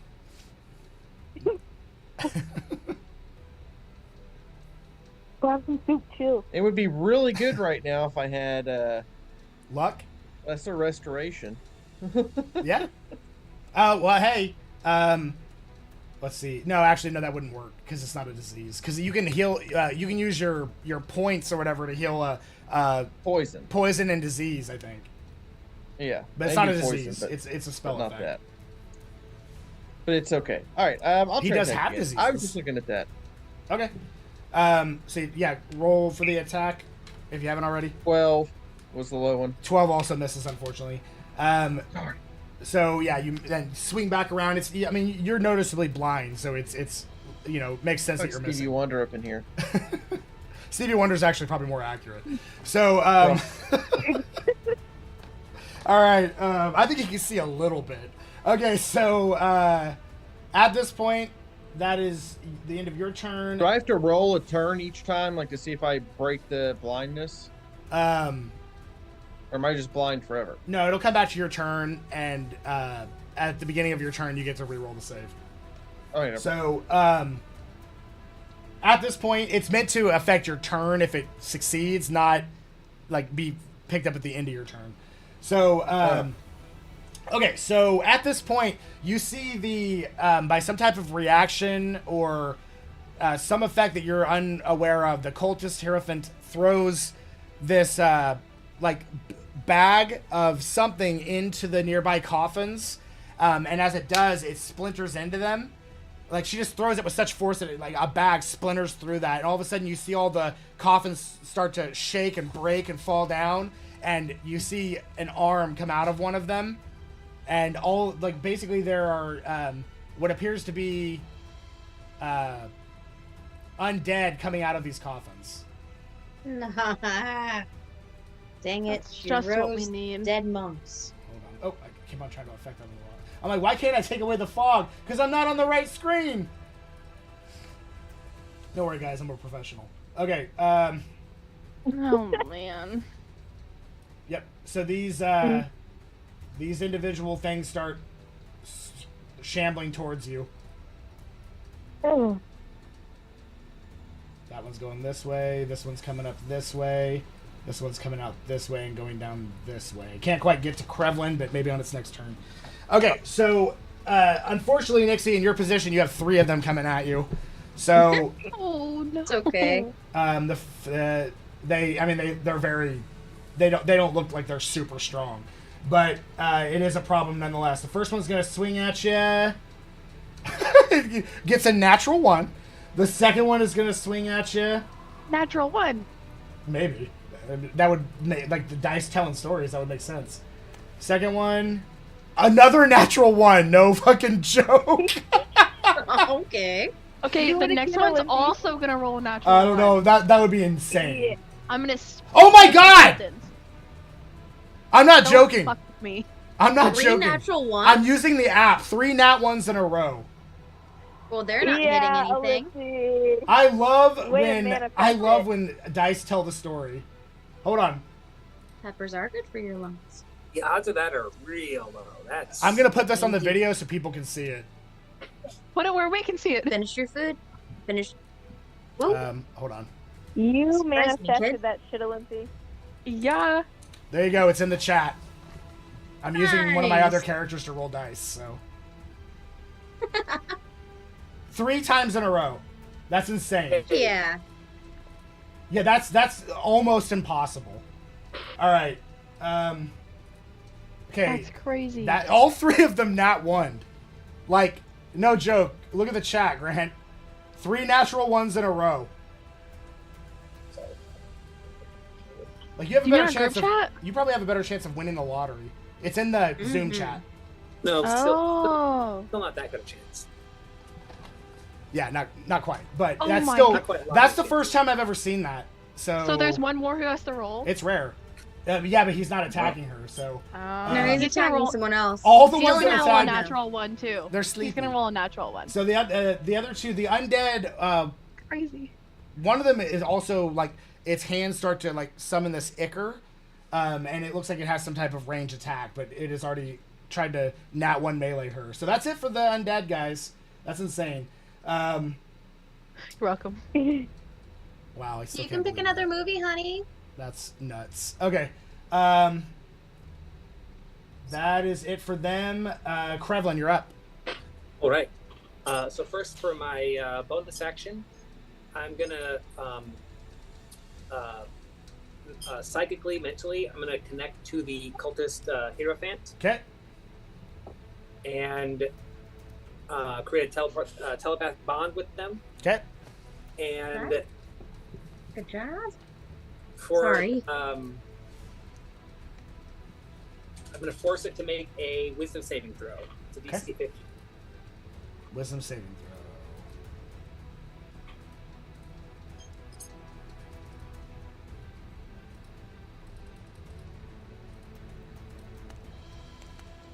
Okay, it wasn't a nat 1 this time. Wisdom saving throw for her is a 13 plus 3, so that's a 16. That passes. Okay. I have I can talk like we were talking, like I'm in her head Yeah. and she can hear me, and I'm talking, and I'm going to be singing in her head Okay. a song to very much distract her from like what she's doing. I don't want her, whatever she's doing, whatever she's. So now she just has me in her head singing full volume as loud as I can. Yeah, in her head, this lady's like a bag of cats. She's nuts. So as you hear that, you hear a voice in your head say, "Oh, I think it's more that I'm in your head, not mine." It's fine. All right, there, cultists, lend me your ears. Forget Mm. those runes and all your What a fears. great song.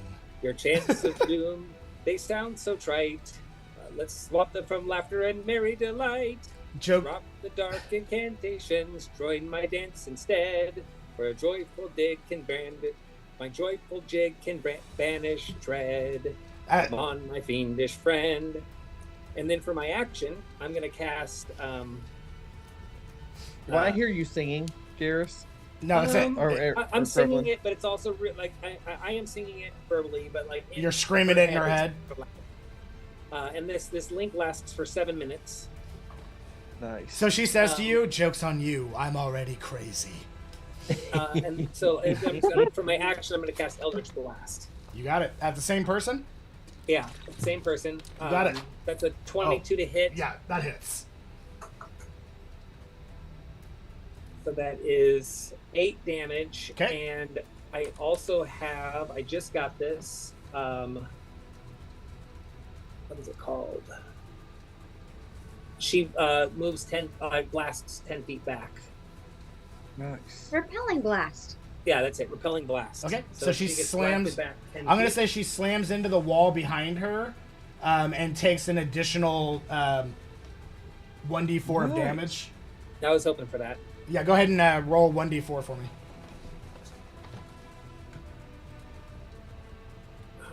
1d4. 1. Okay, every little bit helps. All right. I'm also going to position myself away from the zombies. Okay. Just take a few steps over. We don't need any zombies in our life. Sure. So you want to go to the left? Yeah, I just did. Okay. No, they're closer to zombies. What are you talking about? Oh, you want to get away from them. Sorry. I think you said you wanted to get closer to them. Oh, I don't want to get closer to zombies. Dude, they nat 1 3 times. They're not a threat. Yeah, but they're gonna get their grubby hands. If anything, you're going to be able to do Dance Macabre on them and get a thriller thing going on. Yeah. All right. That's it for anything else, Krevlin? That's it. Just gonna keep singing and. Last but not least, it's Kaboostanary. I think you were last time, too. Yeah, I am the official caboose. Yep, go for it. Every train's got to have one. Oh, two, motherfucking two. I think I'm gonna go over to Nixie to help with her Nat 1 problems. Hey, you get flanking over there together. That'll give you your sneak attack dice. Yeah, you want to go to which one do you want to go to? 1, 2, or the one that looks like it's casting a spell? Can I, if I stand in the middle of them, are they both within 5 feet of me? Yeah, I would say for the 2, you could get flanking on. There's enough space in between them that you can run between them. I want to do Cantrip Word of Radiance. Okay. How does that? So every creature, each creature of your choice that you can see in it within a 5 foot must succeed on a Constitution saving throw or take 1d6 radiant damage. You got it. They'll both make con saves. Hang on. First one, they do have a +4 to con. First one is that's an 8 total, and then the second one, that is much higher. That's an 18 on the second one. So one fails and one passes. Yeah. So the one that failed takes 6 damage. Okay. And as you see the radiant smash against it, it like blows off one of its arms. And it takes a lot more than that. So undead fighter number 1 is missing an arm. Nice. All right. Good job. Okay. Anything else you want to do? No. Well, wait. Can I go ahead? No, because I'm in battle. Nope, I'm good. I'll wait. Yeah, so at this point, top of the round, Nixie, you're up. Did my unseen servant do its thing? It's currently at him. Go ahead and make a strength check for me.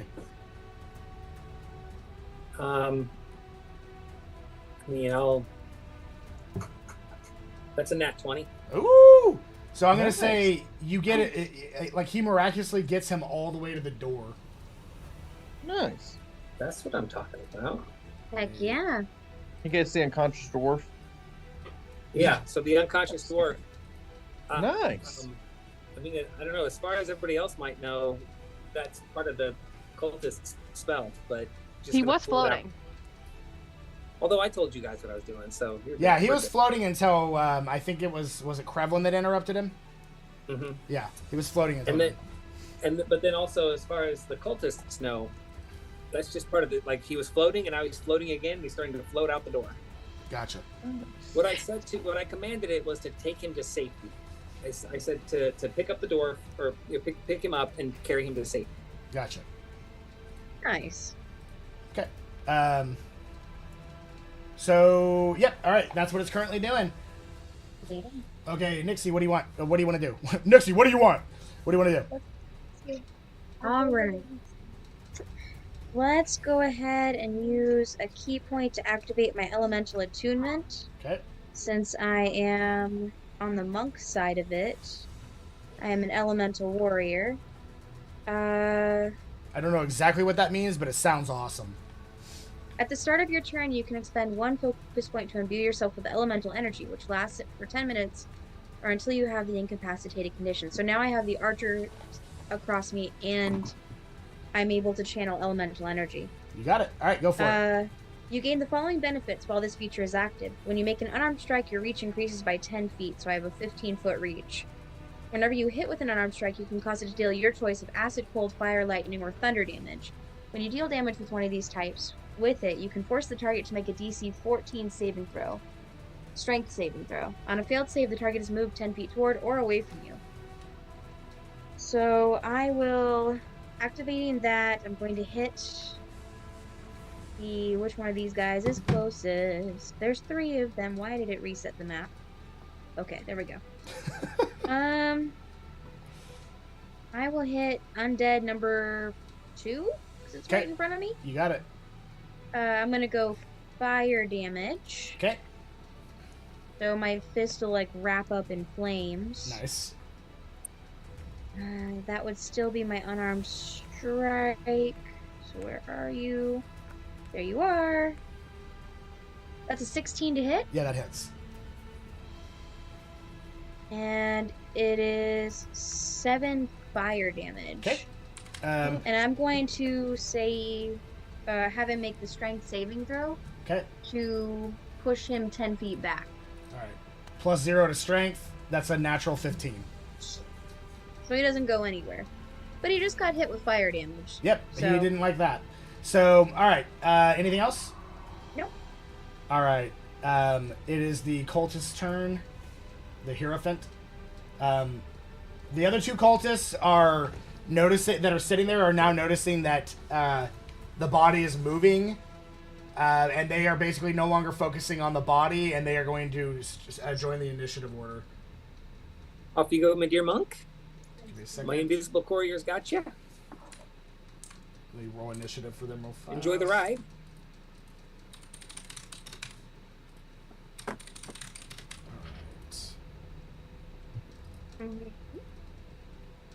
All right. You want dessert? Yeah. I'll grab us both rounds. Okay. Second, let me rename this so I know which one's which. This might give you a similar look if you like use the sepia shade and just kind of like put it into a lot of. Okay, perfect. All right. Sorry, I have to change a lot of stuff to get this to reflect correctly, so bear with me. All right, so this may do the exact. Yeah.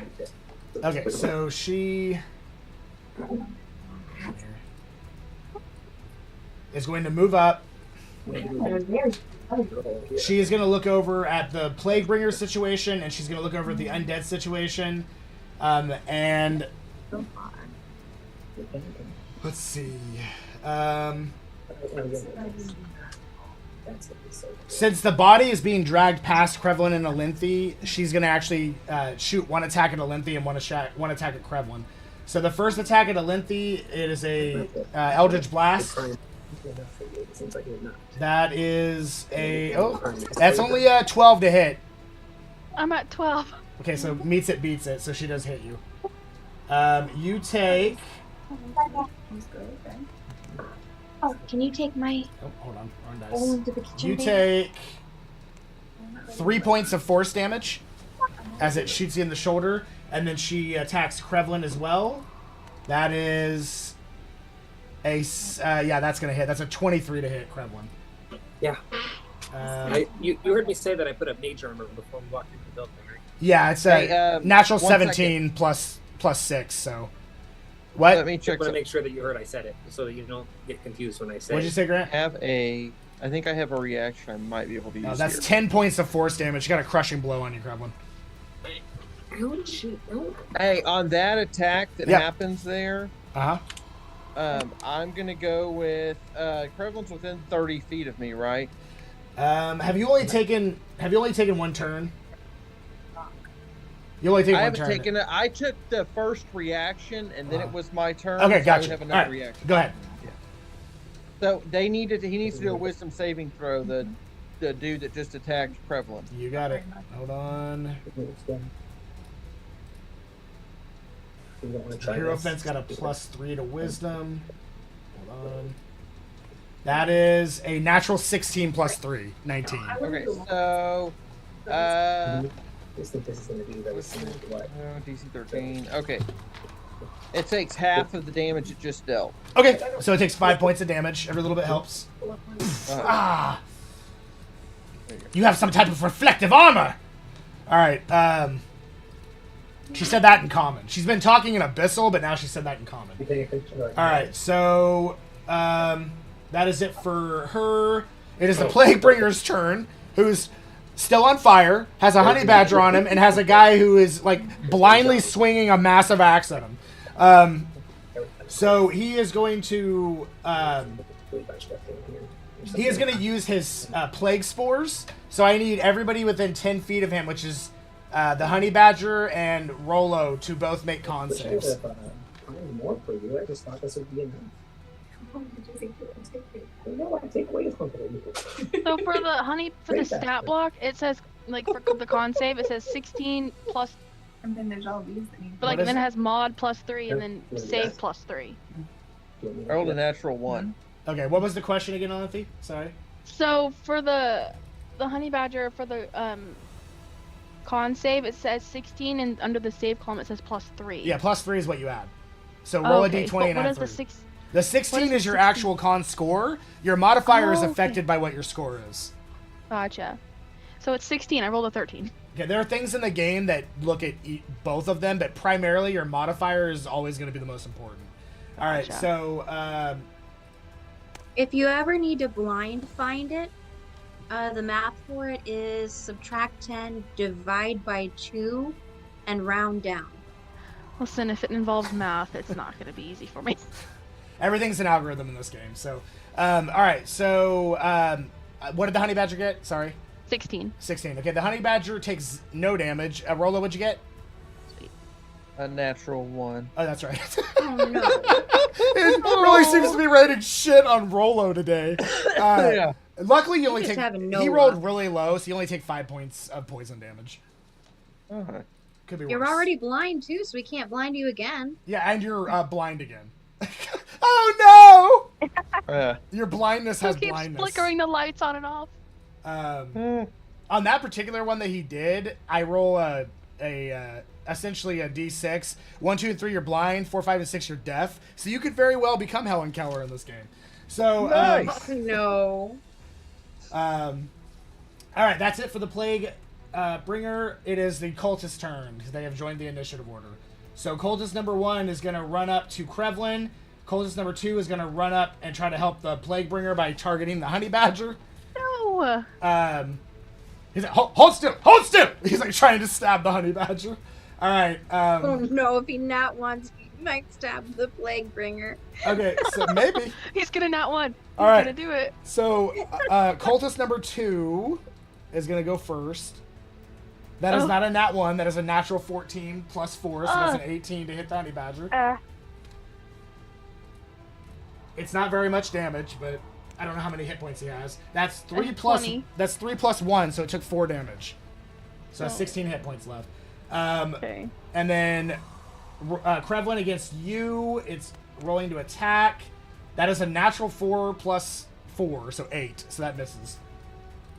All right, he goes to swing and you just dodge wide, and he seems frustrated, but that's all he's doing. Lynthy, you're up. Rolo, you're on deck. I know you can't see the deck because you're blind, but...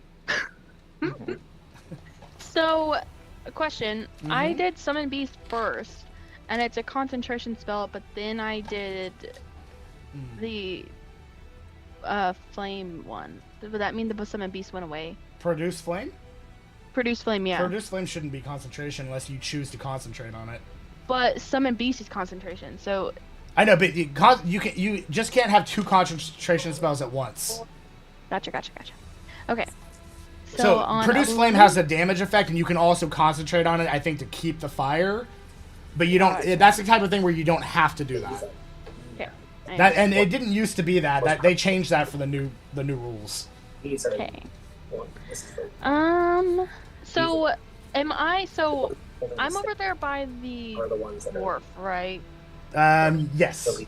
Can I see if he's like actually dead? Make a medicine check. It'll That's take good. it, Yeah, it'll take your that was bonus a good, action. good thing. Good move. But that's it's important to know. I was literally thinking of 22. something just 22. based off of that. With a 22, he is not dead, but he is more or less comatose. Okay. So he's in some type of coma. Is there like if we like maybe try to heal him while they're doing whatever this is, would it like reverse the effect or make it harder for So him to do healing would whatever? not. Healing would heal his wounds, which he does have them, but it would not change his cognitive Right, but you would need a whatever restoration spell to do that. weird spell they're doing on him, would it like hinder what the they're trying to carved-in achieve? markings. Yeah, there's markings on his skin, but you don't like. There didn't look like anything that's going to stop you from healing him. But whatever effect is keeping him in a coma is definitely magical. Right. I don't care about. Well, I mean, I do care about keeping it like waking him up, but I just mean like they're obviously doing something to him. Maybe trying to turn him into like a weird cultist too. Maybe. So if we heal him, would it stop them from their end goal?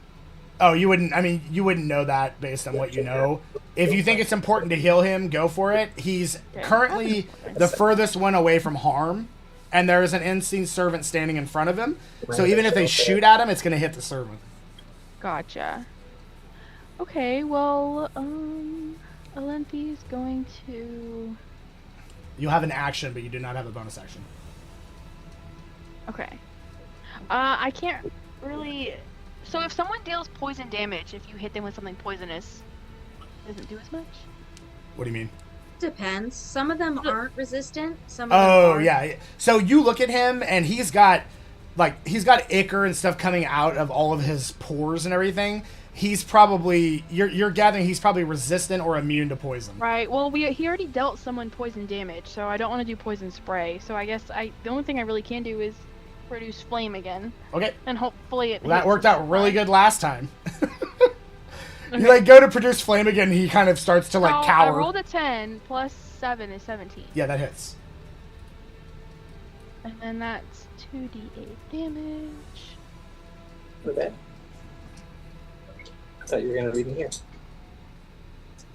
That's okay, I guess. 3. Okay. All right.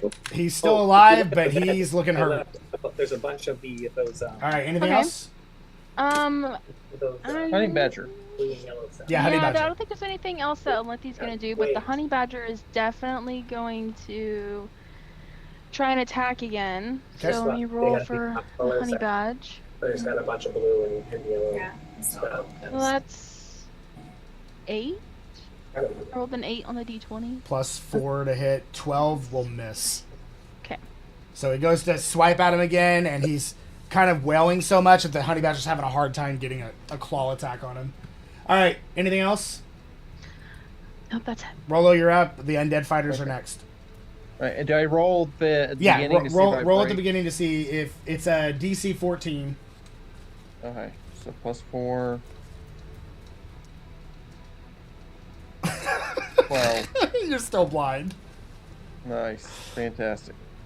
Alright. This is a fun game, guys. I'm having so much fun. I know. I'm just gonna take 2. I'm gonna take 2 attacks against the dude in front of me. Yep, you got it. Disadvantage, but Yeah. he's hurting, so if you get a good hit on him. That ain't gonna hit, but I will roll again anyways. Who knows? I might now. You know, hey, you know, if I you're got a 2. if you're on your app, Even better. if you're on your app, Okay, so the first attack clearly misses. gotcha. Hey, if you're gonna use your app, by the way, if you just hit the box next to your attack, it'll do all the math for you. Okay, awesome. Okay. It's better than rolling custom because then you can just look at it real fast and be like, boom, done. Okay. All right, so yeah, unfortunately, both those I miss. have another attack, but Yep. that is not going to hit either because 8 was my low. So both missed. So you guys look at the door behind this Plaguebringer, and this door is like fucking just done. Like Rolo has, it's off the hinge. He's still hitting it with his axe. There's wood everywhere. He's just got like this milky grudge gleam. against doors. He's got this now, minty man. gleam over his eyes. Oh, just hitting the fucking The door. worst ever. Yeah, I if- will be Helen Keller by the end of I this. say, I don't think Captain Navarre would be. Captain Navarre probably wouldn't be too worried if he saw this. All right. Okay, it is the undead fighter's turn. The mage one is going to launch some type of green ichor at Daenerys. Hang on here. It is rolling to hit. That is a natural 13 plus 4, so 17. I'm going to assume that hits you. Yeah. Yeah. All right, give me a second. I just closed my dice, so bear with me. Whoops! Too many things to click on. All right.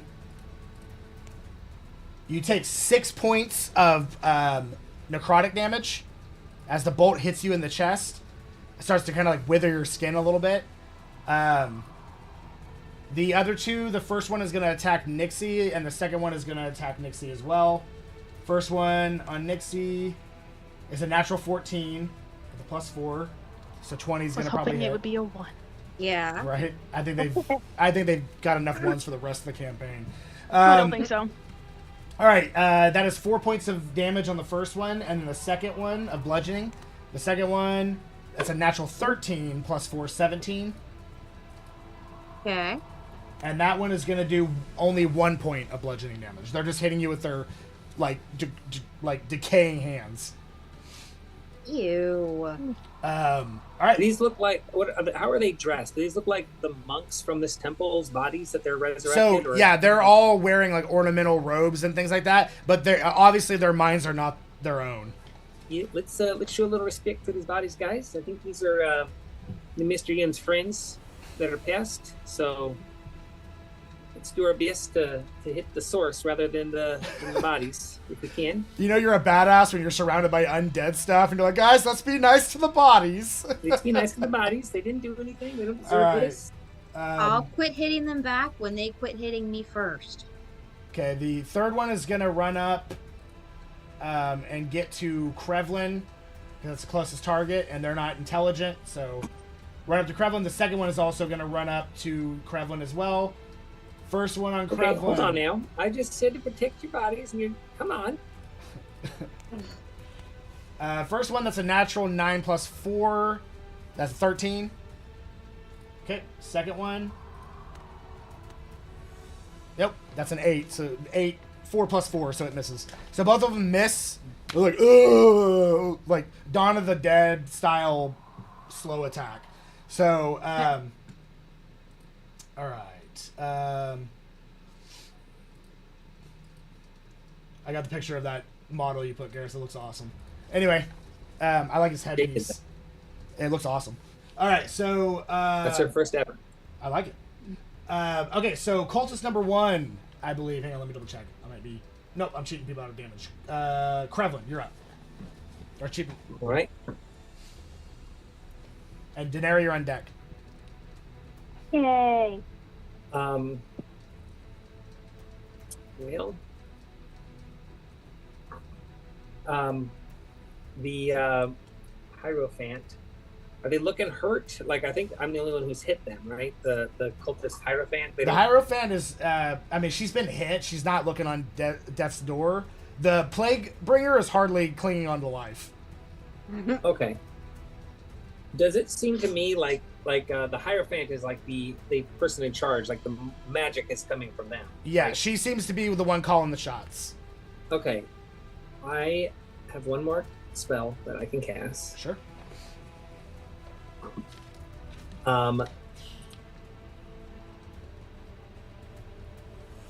Range is 60 feet. And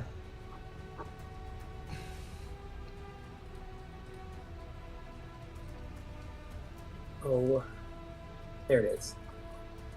I'm sorry, it's 150 feet. You're fine. They need to around her. I'm going to cast a spell that opens a gateway to a far realm. Okay. Infested with unspeakable horrors. So centered on her with a 20-foot radius, a sphere of darkness appears. It's difficult terrain. It's filled with strange whispers and slurping noises, which can be heard up to 30 feet away. There's no light, magical or otherwise, can illuminate the area at all. Absolutely no light can penetrate at all. Okay. Creatures fully within are blinded, and any creature that starts its turn in the area takes 2d6 damage. Any creature that ends its turn in there must make a dexterity saving throw or take 2d6 acid damage from the tentacles. Does she get any kind of save against this, or what's the... No save. It's I'm sorry, it's a dex save, but that's at if she starts her turn there, she automatically takes the 2d6 cold damage. Okay. If she's still in there, it's difficult terrain. If she's still in the 20-foot sphere, Uh-huh. then she takes then she makes a dexterity saving throw, Gotcha. All right, hold on. or she takes more damage. Gotcha. Okay. Let Intense. me- Mm-hmm. Hey. So right now she takes the 2d6 cold. It's a good fight, though. Oh, I'm doing that wrong. Hold on. Ouch. Just a second. Don't worry, Rolo. You'll get a good hit. You'll get a good hit in. At least one. Oh my gosh, that's a big circle. 40 feet. So Yeah, 20 I mean foot radius, yeah. it's not going to quite be what that circle's indicating because each one of these squares is 5 feet. it's any bigger than that. Nice. Nope. No one go in that actually, circle. Now that I'm looking at it, bring it close. I'm not going to center her on it necessarily. Bring it closer so that it's kind of like right next to it. Like I don't want any of my people in it, obviously, but I could probably center that onto this cultist. And is that this green? This right here? Is that? Oops. You're in between all that, so if you do, that's Yeah. your unseen servant. Yeah. If you do any more, if you go any more than that, you'll get the cultist. But you go any more than that, you're gonna get yourself. Yeah, I don't want to get myself or any of Okay. my companions. Yeah, if obviously, you do but it I can just get like that, the you're cultist- good. The cultist and the hierophant, I can get it in there. Both of them, actually. Okay. So, Yep. All right. So we have to wait till her Nice. turn to take the damage, though, right? What? We have to wait till her turn to take the damage. It looks like it. Yeah, the start Okay. of her, and anything that starts in there Okay. takes cold damage, and ending there, or if you enter it, you take cold damage. You And got if it. you end your turn in it, then it's also complete blind. There's no light can penetrate in or out. They have no idea. As far as they know, they're blind. Okay, you got it. All right. That is it for you then. Anything else? I mean, I guess how much? There's me. How much? If I start running that way, this way, how many opportunity attacks do I take if I start? Well, none from him. Yeah, not These from the two cultist can't because you because they're can't see. blind. So it'd be 2 other attacks, and they the Nat 1 crew would get to swing at you. Okay, so let's see. I have my speed is 35, Uh huh. and I want to move along the edge of my circle. You got it. Go ahead and as move much as I yourself. can. They'll roll to see if they're gonna hit. First one's a 14. Second one's a 13. So from where I was, is that about 35 feet? I'd say one more square forward, probably. Oh, actually, I'm sorry. I was looking at the wrong one. Hang on. This back right there will be 35. 35. Okay, I want to be right there then. All right, you got it. All right, and then does 14 hit you? No, Okay, so both miss. with my mage armor, I'm at 16. All right, so both attacks miss. So reaction spent on nothing. All right, Daenerys, you're up, and Nixie, you're on deck. Let's go ahead with another round of Word of Radiance. Okay. So, any of them within 5 feet need to make Hang on, wait, con wait. saves. Okay. Hold on. Do it.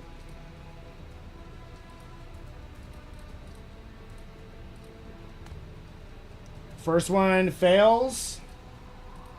Second one, Nat 1. So both fail. Go ahead and do whatever happens. I know it's damage. Is there anything else? First one takes 6 damage, second one will take 10, Go ahead. and that's just radiant damage. Okay. Is there? So do they just take half damage if they succeed? I know they fail, but is there any other added effect if they fail? No. Okay, that's fine. So you notice both of them from that intense blast of energy and what they've already been dealing with. Both of them kind of just these two just cripple to the floor and are no longer moving. All right. Anything else? I guess I'm going to turn more towards and whatever movement I can do towards the cultist. Okay. Yeah. The cultist you can't see because he's enveloped in darkness, but the two in front of it you can see. So you just turn around to the next one. Yeah. All right. Nixie, you're up. All right, so there's one left. I'm going to. We'll try just one unarmed strike, and if he's still standing, I'll go ahead and do a flurry of blows. You got it. We'll do fire again, because he didn't seem to resist it. Okay. 22, 22 hits. and that is 8 damage. Okay. That one is barely standing. Nice. And make sure there's another target close by. The fire is like singeing his robes, but his like skeletal structure is not affected. That's fine. Other than I the just needed essence that in it that's dying. Alright. So then I'll spend a focus point. Oop. Nope, that's a natural. That's a 7. So 12 total to hit. 12 just misses. Had a feeling. Luckily, Flurry is 2 attacks, though. Yep. There you go. That hits. 16. And that's 8 more damage. Okay. Yeah, you only had 2 hit points left, so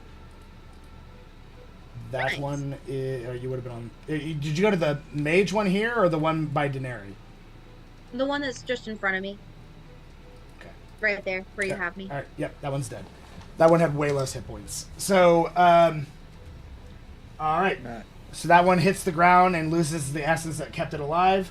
Anything else? Mm-mm. All right. It is the Hierophant's turn. How much damage do they take, Garrus? 2d6 cold damage. Go for it. That's awesome. a start their turn. It's 5. Okay. So she is going to. It's half movement, yeah. Yep. Oh, wrong thing. So she's gonna get just out of it with her full movement. Look over at you and say, "You fool." And as she does, she is gonna cast a full round of Eldritch Blasts on you. No. First one, she has 2 attacks. First one is, nope, that's gonna miss. It's a natural 6 plus 6, 12 does not hit, and a natural 7 plus 6, both miss. So she just, Sorry, you said what in her head? Obviously, since we still have this mental. Yeah. What was it called me again? I don't think I quite heard you right. You said, do not worry, you will get yours. all right, go back into the darkness. It's all right. The surprises are not quite done. You hear all that? Go ahead and hop in there real quick. All right, that is it for the Hierophant. What a great turn. Plaguebringer, he's still kicking. He's still kicking, guys. Plaguebringer is just gonna end it. No, I'm just kidding. Plaguebringer is going to do his plague spores once again. So I need Rolo and Alinthi and the cultists are all gonna have to make con saves. Wait, Fantastic. that's my honey badger, not. Oh, I'm sorry, honey badger. It just looks like Okay. you. I know.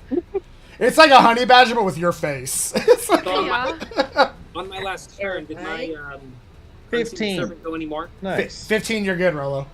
22. Oh, thank God, dude. 22, you're good. It's What- the first successful roll I've done this Yeah, entire. Plaguebringer's not doing so great. So, Krevin, what'd you say? this On my entire last thing. turn, did my unseen servant take him further closer? to Yeah, safety, we'll or did he say take- the Fine. unseen servant's got him all the way to the front door.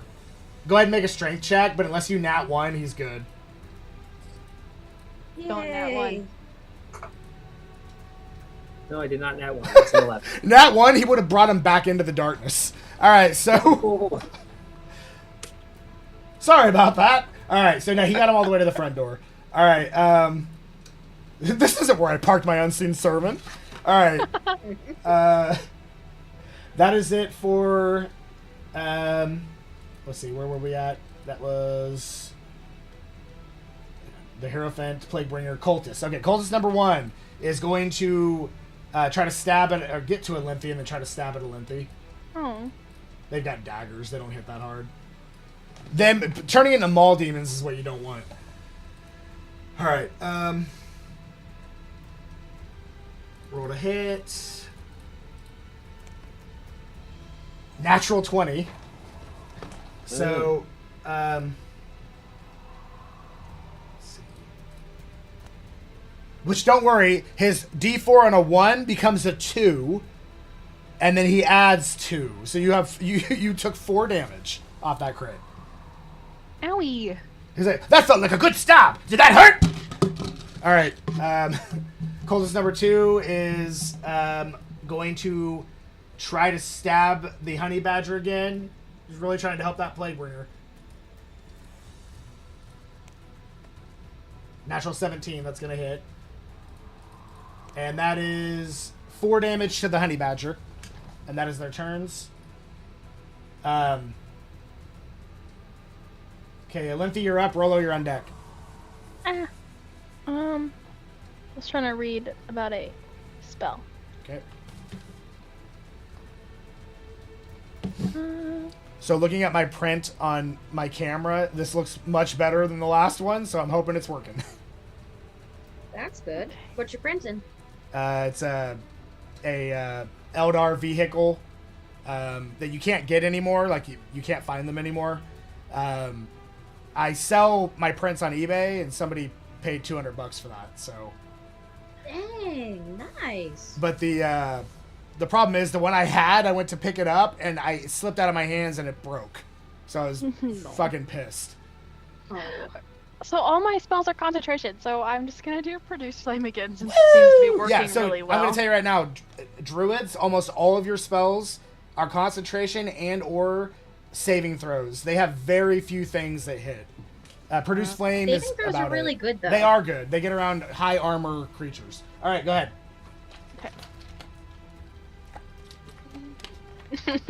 Natural 1. Yay! So you go to Produce Flame and throw it. I need you to roll a d6. 1, 2, 3, it hits. Or I'm sorry, 1 or 2, it hits Rolo. 3 or 4, it hits the Honey Badger. 5 or 6, it hits nothing.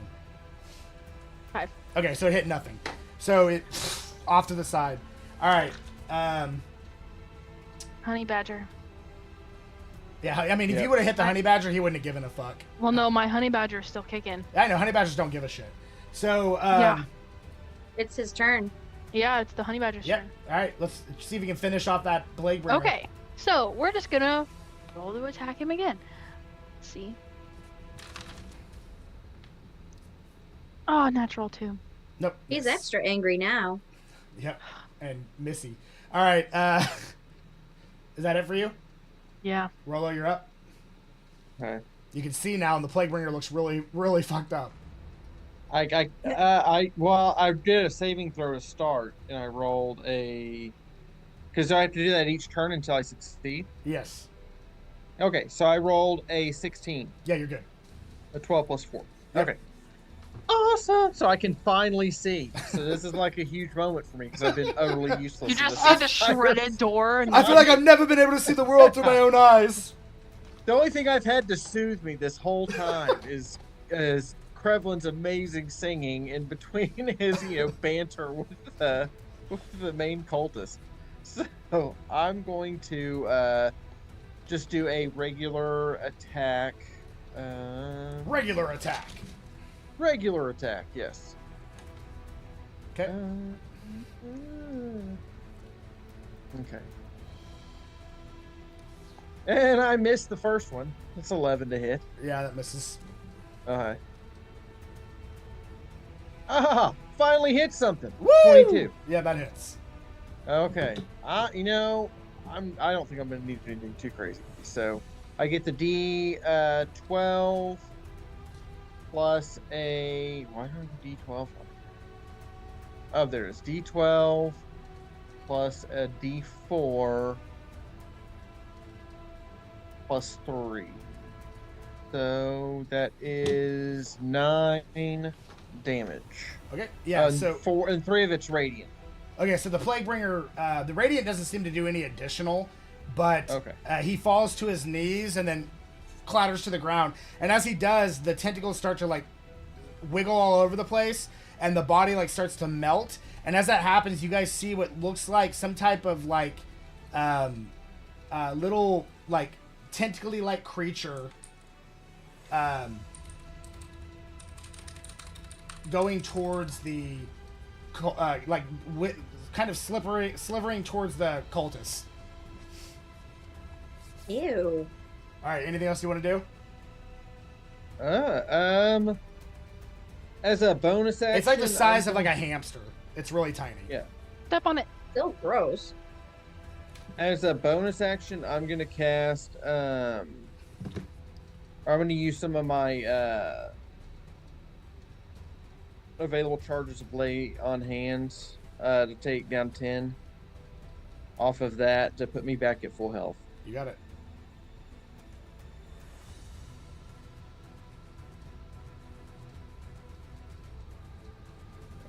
Yeah, I didn't want to use. I only have one spell slot left. It's a level 2, but I don't know if I want to. I'm trying to hold off and as much as I can on using it. Okay, so that's it for you. The undead fighters that are still alive are going to take their turn. Let's see. Let's see what's going on in here. I'm going to move that out of the way for a second. I keep on going on the wrong screen because I got 2 maps. All right. Did that cultist start its turn in the circle as well? I tried to position it so that. Yeah, no, he would have. So go ahead and roll your damage. He'll move out of it, but he would have taken the damage. 7. Okay, I got it. Okay, so the undead, the first one's gonna attack Daenerys, who's right in front of it. That's a 17 to hit. That's 4 points of bludgeoning damage. And then the second one is going to attack, or not Krevlin, he's way far away. Alenthi. I was buried under there. Yep. Natural 14 plus 4, so 18. Ooh. You take, you take 3 points of bludgeoning damage. 1 plus 2. All right, so that's it for them. And these 2 are dead. Let me get rid of those 2. All right, and the mage is dead. Okay, so Krevlin, you're up. Daenerys, you're on deck. Right. I'm going to just shoot her with my Eldritch Blast again. You got it. That's 20 to hit. That hits. 14 damage, Ooh, and she blasted nice. 10 feet back into the into the thing again. Yes, she did. Ah! All right, so If she was right up on me in melee, and I shot her with something that gets her away from me, is that her leaving my? No. Do I get an opportunity attack? No, they have to willingly be moving from you. Lame. Although I did see a fun thing I that knew it someone didn't, did when you get multiple Eldritch Blasts, where you set down the spikes, you do Repelling Blast, then you And then do the lightning one, lure? the Hadgar, Grasp of Hadar, is it? Where you pull them back in?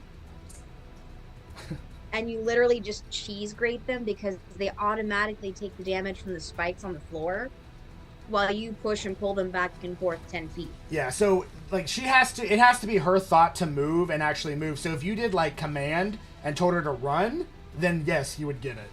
But Okay. in this case, since it's a spell pushing her back, no. Like physically pushing her back. Okay, so anything else, Krevlin? You want to move more? that's it. or- That's all I'm able to do. I have my bonus action, but I'll just keep singing for my bonus action, All right, Daenerys, you're up. taunting her in her head, Would you kindly okay. shut up? Is what she's saying in her head. trying to distract her from doing her ritual. It's been It's working. working. I Yeah. mean, She's getting Yeah, fucked you've up. been a good distraction. She's actually really strong, and she hasn't really done shit. So, yeah, I feel like I haven't been hit trying. by her once yet. So all right, keep doing what you're doing. what you got for us, Daenerys? Let's do a guiding bolt Okay. to the closest one. So you're in close combat with him because he came up to you. If you do a ranged spell in close combat, it's disadvantaged. Do you want to step back first? Ooh, you kidding. can bonus action So is he- disengage. Yeah, you can bonus action disengage, and he can't get. I mean, he didn't hit very hard, but if you want to, if you're not doing anything else with your bonus action, you might as well. Well, if he's within he's within touching range. He's within 5 feet. So if you're casting a spell, it's with disadvantage because he's basically distracting you from casting it. You could Word of Ah. Radiance again, too. Yeah, let's just go with Word of Radiance Okay. because Con you save. can't trip it out. Con save. Okay, you got it. That is a natural 7 plus 3, so 10. So No. Okay, I damage. just I forgot that How about an 8? as a warlock I cast at maximum level. I should have been adding another d6. Oh, so whoops. next time they take the damage, it's another d6. I just accidentally erased the wrong thing. Yeah, it's gonna be red this time. Anyway, he takes the damage, and he actually dies from it Nice. because you did 16 points of damage to him. It part of it blasts, it doesn't completely destroy the corpse, but part of it does blast it backwards, and there is a huge hole through the bone where there wasn't one, but it doesn't completely destroy the corpse. All right, that I anything think else? they'd be more angry about their corpses being used Probably. for this than us damaging them. But they are hundreds and hundreds and hundreds of years old, so. Oh. All I right. thought these were recently dead friends. Nope. These are these are basically the temple's champions at one point through history. All right. Technically, depending on what happens with Master Yin, he would end up in one of those. All right. Yeah, that was it for Daenerys. Nixie, you're up. Right.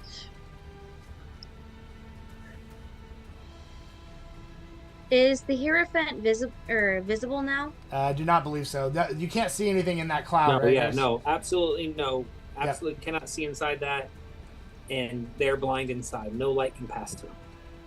Okay, There I you go. will then use my ability off of my starry form. Okay. So back to my notes here. Find the archer. Okay, range spell attack, and it'd be 1d8 plus whiz. So I just need a spell with an attack. There we go. We're gonna just roll as if it's guiding bolt. Okay. Ooh, that is a natural 20. Ooh! Heard that hurts. Heard that hurts real bad. And I said 1d8, right? Sure. Let me double check. Yeah, 1d8 plus wisdom modifier. Okay. So it's a 1. Of course it is. Aww. That's okay. That still makes it a 2. You know, the name of this episode is going to be Once Upon a Time because there's so many damn ones. I'm usually the one that rolls bad, and I've rolled 20s. Yeah. But you don't roll too bad in D&D. You roll real bad in 40K, though. 5 natural ones. He did that with 4 or 5 D6s. He got all ones. And I was like, Ouch. Yahtzee! Yeah, that is a Yahtzee, but that's really crappy odds for Yeah, dwarves. and he just needed 2s to hit. So he rolled 5 ones. Ow, that's the dice telling a very not fun It story wasn't fun you. for him, but it was fun for everyone else. All right. Oh, yes. That's 5 radiant damage. Against the The zombie that's Yeah, right okay. in front that of one also Daenerys. that one also clatters to the ground. Nice. The power that's keeping them together, you feel like it's slowly losing its hold, so they're getting progressively weaker. I will move over there To cultist or so that I have a clear line of view for cultist 1. okay. Do you want to be next to him or 5 feet away from him? 5 feet away or 10 feet away? Oh, I'm staying where I'm at distance-wise. I'm just moving so Daenerys is not between me, so it's easier for me to Oh, right here? hit without risking hitting her if I do a nat 1. Like right here? I want to lower the Appreciate it. risk of Nat 1 making me hit her, because radiant damage is still going to suck, let me even move if you're that. not weak to it. Let me move the fog. Good looking out. I thought there was more surprises waiting for us underneath that fog. Well, you're starting to I mean, learn. it was undead. You're starting to learn that cultists might I'm like be right next to liars. something that we can't see, so let's not remind. The cultists might just be dirty Yeah, liars. I don't like the mystery doors. Nope. There is another mystery door behind Kremlin. All right, Yeah, I so don't think that. you guys like decide to not go in it or mess with it, and then you find out Just leave later it alone. there's like 100,000 gold coins just sitting in there. It's not our gold. You can't just take it. Oh, that doesn't sound like Kremlin at all. From Kremlin? It's only because it's Master Yen's temple. Be like, it's where Viva la anyone else Dirt would League. want it. Simple. It's not our gold. It could be like Viva la Dirt League. Oh my god, it's a golden skull of Raoul! All right. Somehow Master Yen doesn't make it. He goes, okay, take the gold. It's Yes. That's like my favorite thing from the whole D&D skit is the golden skull of Raoul, because that's like definitely an item that would exist in a fantasy game. Yeah, it is. He's like, the golden skull of Raoul. All right.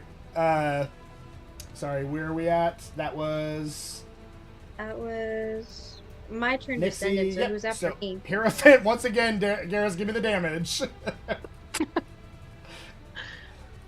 She's not having a very good day. I forgot that warlocks cast at maximum level every Uh-huh. time, so it's supposed to be 3d6 instead of 2 this whole All time. right, go for it. 9. Okay. She once again comes running out of there. Aw. Difficult terrain. Yep, she's not far enough back not to be able to make it, but it does cut into her movement. And she does not look happy and does not look good. So she looks at you. Oh, you fool. Ah! And she slaps her hands together, and this energy starts to crackle around her and shoot forward towards you. I need Me? I need a con save. He is angry. 5. Okay, that's a failure. She casts Shatter.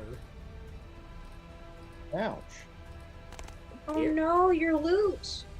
13 points of thunder damage. Mm.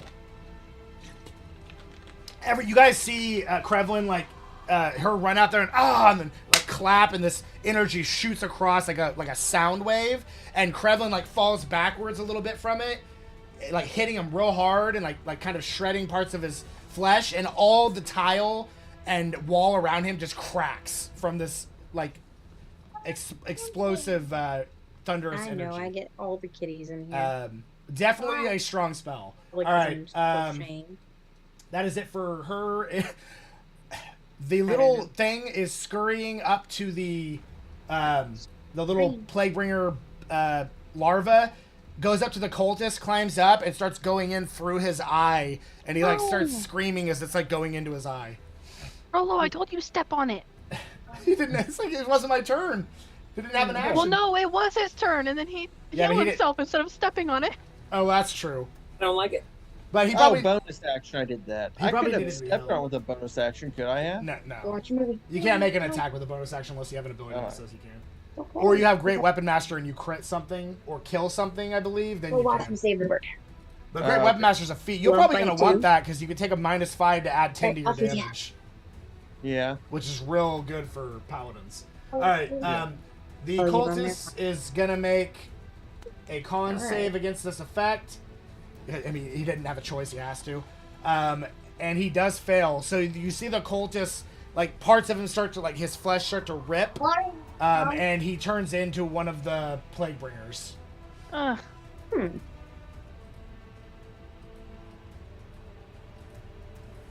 Oops. Look at these guys liking to mutate themselves. Uh-huh. Well, So the they're tentacle cultists, they're- creature is now the cultist Hierophant, right? part of Is that what their- you're saying? It's part of their No. the tentacle creature that the plague bringer that you guys killed. It was a little creature that came out of him that went into another Parasite. cultist, like a parasite. Okay. However, this is it does have to evolve over time. So this is a junior plague bringer. All right, so It's not as strong as the normal one. Yeah, but he like, and he'll still keep the same initiative. So, let's see. Cultist 1 is going to stab at Olymphi.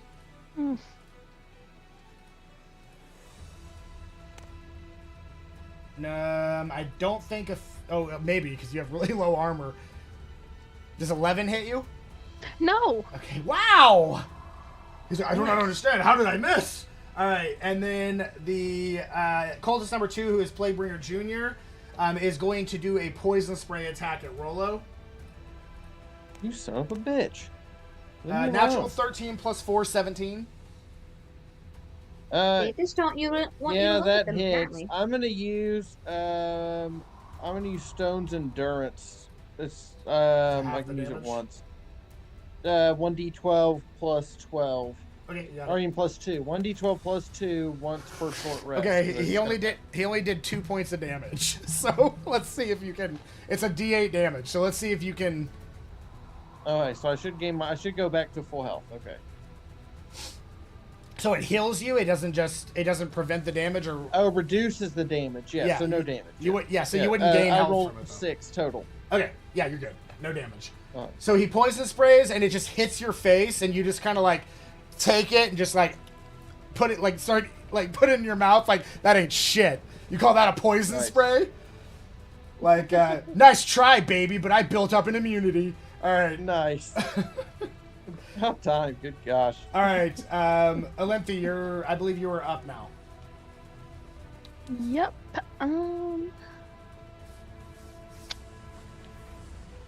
Okay.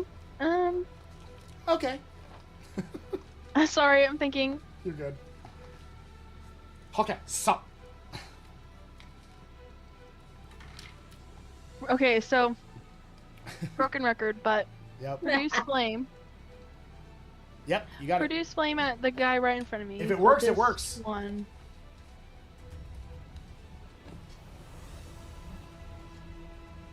Wait.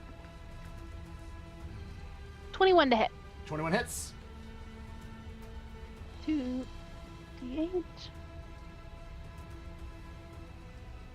Okay. That is 7, 8, 9, 10, 11, 12. 12 damage? Okay.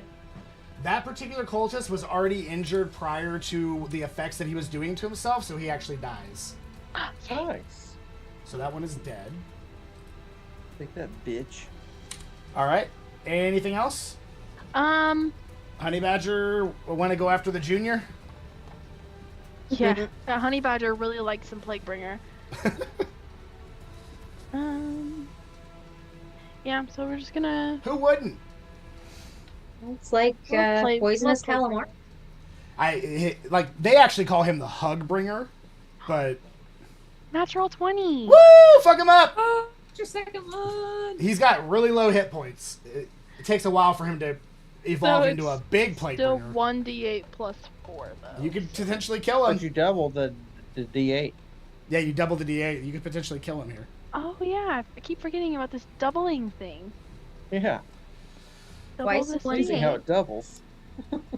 Okay, it so does 7, 8, 9, 10, 11, 15. That's enough to kill him. So Nice. he basically the head explodes and since the thing was in like incubation period, the larva explodes with him, so it dies. Nice. They have to take time to be able to move to a second host. All right, so that just leaves the cultist Hierophant. Let's see.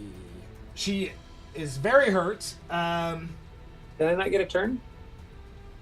No, I'm not saying it's her turn. I'm saying that's the only thing that's left. So it is your turn, Gremlin. It is my Is turn. it me after Linthy? Actually, Right. hang on. Maybe I'm wrong. Yeah, I'm sorry, Rollo. I'm having to delete shit off of the sheet at the same time, and it's fucking up the positioning. Go ahead, Rollo. Hey, it's fine, man. We understand. You do a lot. Rollo needs this, okay? He needs redemption after the door. We should. Exactly. Yeah, which that door, I- they better have insurance, because that door's fucked. So far, the honey badger's done better. Yeah, that's actually true. That's what's sad. Yeah, that's how bad I'm. It happens. Not every game's gonna be a good one for you. Yeah.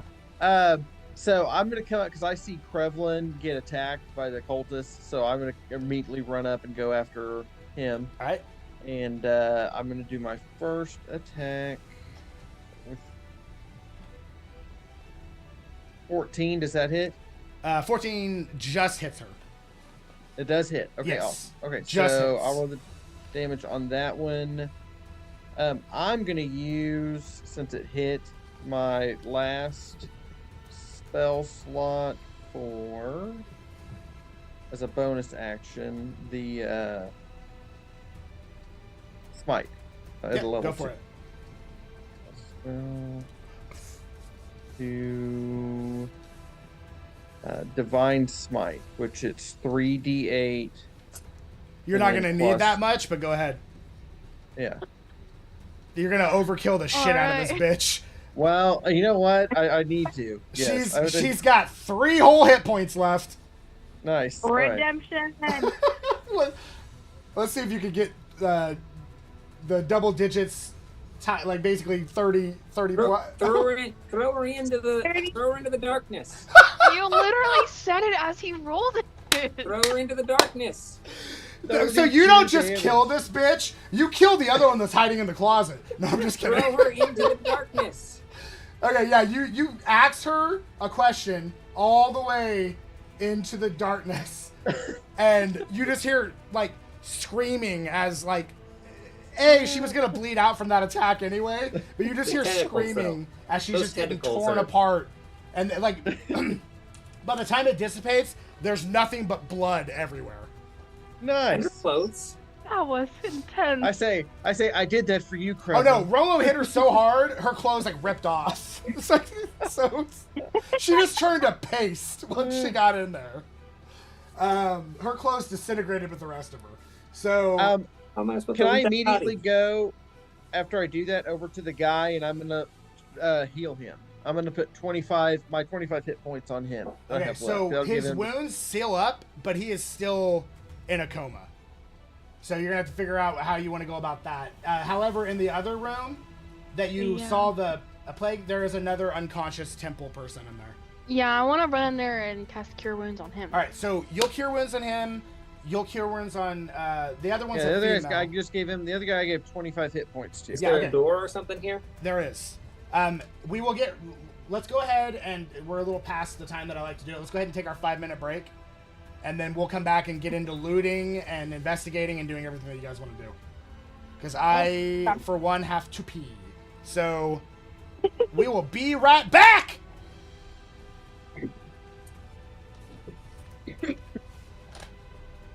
All right. While everyone's going pee, I'm gonna go ahead and get the kids' teeth and hair done. That way we can do bedtime.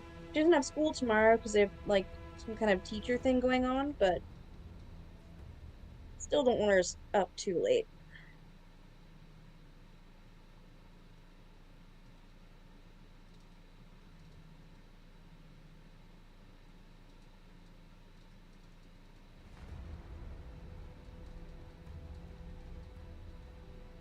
Oh, yeah.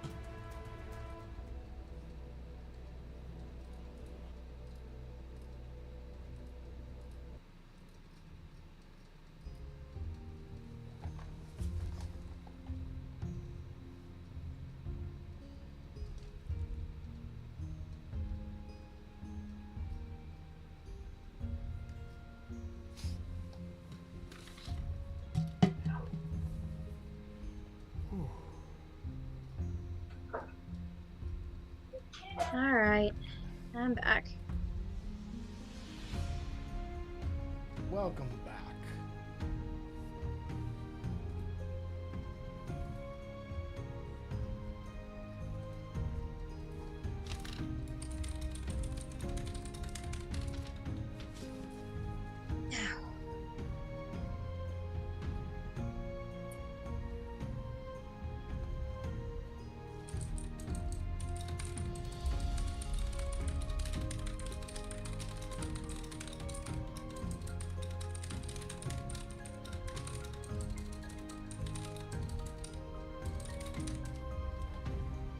Whew.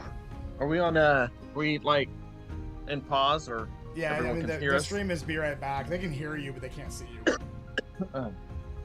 Yeah. Know it as long as you're not singing. Yeah. Whew. And I got Daenerys, the information that Daenerys got from the archives, so she'll eventually read that.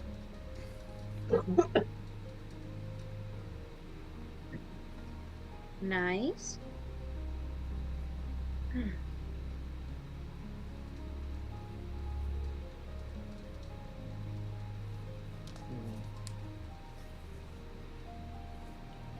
Hey, you know what's crazy? What we could do is if we take a long rest and these guys are still unconscious, I can change my spells and change to Lesser Restoration and then come back and I could probably bring them up from being unconscious.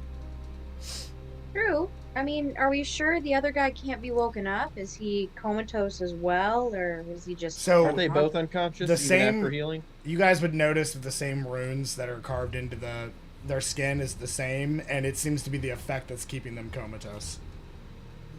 So the dude in the room has it too? The dwarf and the female both have runes carved into their bodies, and they're both. Oh, so the unconscious temple person, whatever that says, it's a Yep. girl? Yep. Ah, I wish you told me that before. Why? Just because I was gonna go heal her. I guess I haven't yet, so it doesn't Well, matter. you're not gonna heal her if she was a man. No, I'm just saying, I didn't know that Understood. she had the runes carved into her. Yeah, she Sorry. does. Well, you would have noticed that prior, so if you. I if haven't you- inspected her yet or anything. Okay, then yeah, you'll like your character just does not know that yet. But a medicine check or Arcana check would probably get it covered. Yeah, possibly. It's abyssal magic, so I don't know how versed Galantrie is in that, but Or not to fix it, just to figure out that understand there's the a spell runes effect. carved in are Yeah. definitely tied to the coma. Yeah, you could probably figure out that much. Depending To the on- what? The Arcana check would tell you the runes on its body, would tell you Oh. if that's what's affecting the situation. But unless you have specifics on abyssal magic, which you really don't, Yeah. you would not be able to figure out exactly what it is. You could Honestly, medicine would probably work too if you're familiar with the fact of like Daenerys magical would have ailment. Daenerys would have a better chance of figuring it out than you would, just because she's a devil. Although abyssal is Yeah, typically 'cause- demons, so Lesser Restoration. I don't think Lesser Restoration would work anyways because it only handles just like it doesn't handle unconscious. It just handles paralyzed like a standard condition. it might work. Comatose is not really an effect in the game. It's just essentially, aside from some type of magical effect to release what's happening to them, like they're not like feeble-minded or anything that strong, but there's some kind of magic that's keeping them under. Almost Question kind of like a comes then if we paralyzation can- effect, so lesser restoration might work. Oh, okay. Because that would be a good idea. I just have to, after this is done, That's a good spell to have. I need to go to regardless. sleep. Huh? That's a good spell to have regardless, because you could have taken care of your blinded on your next turn.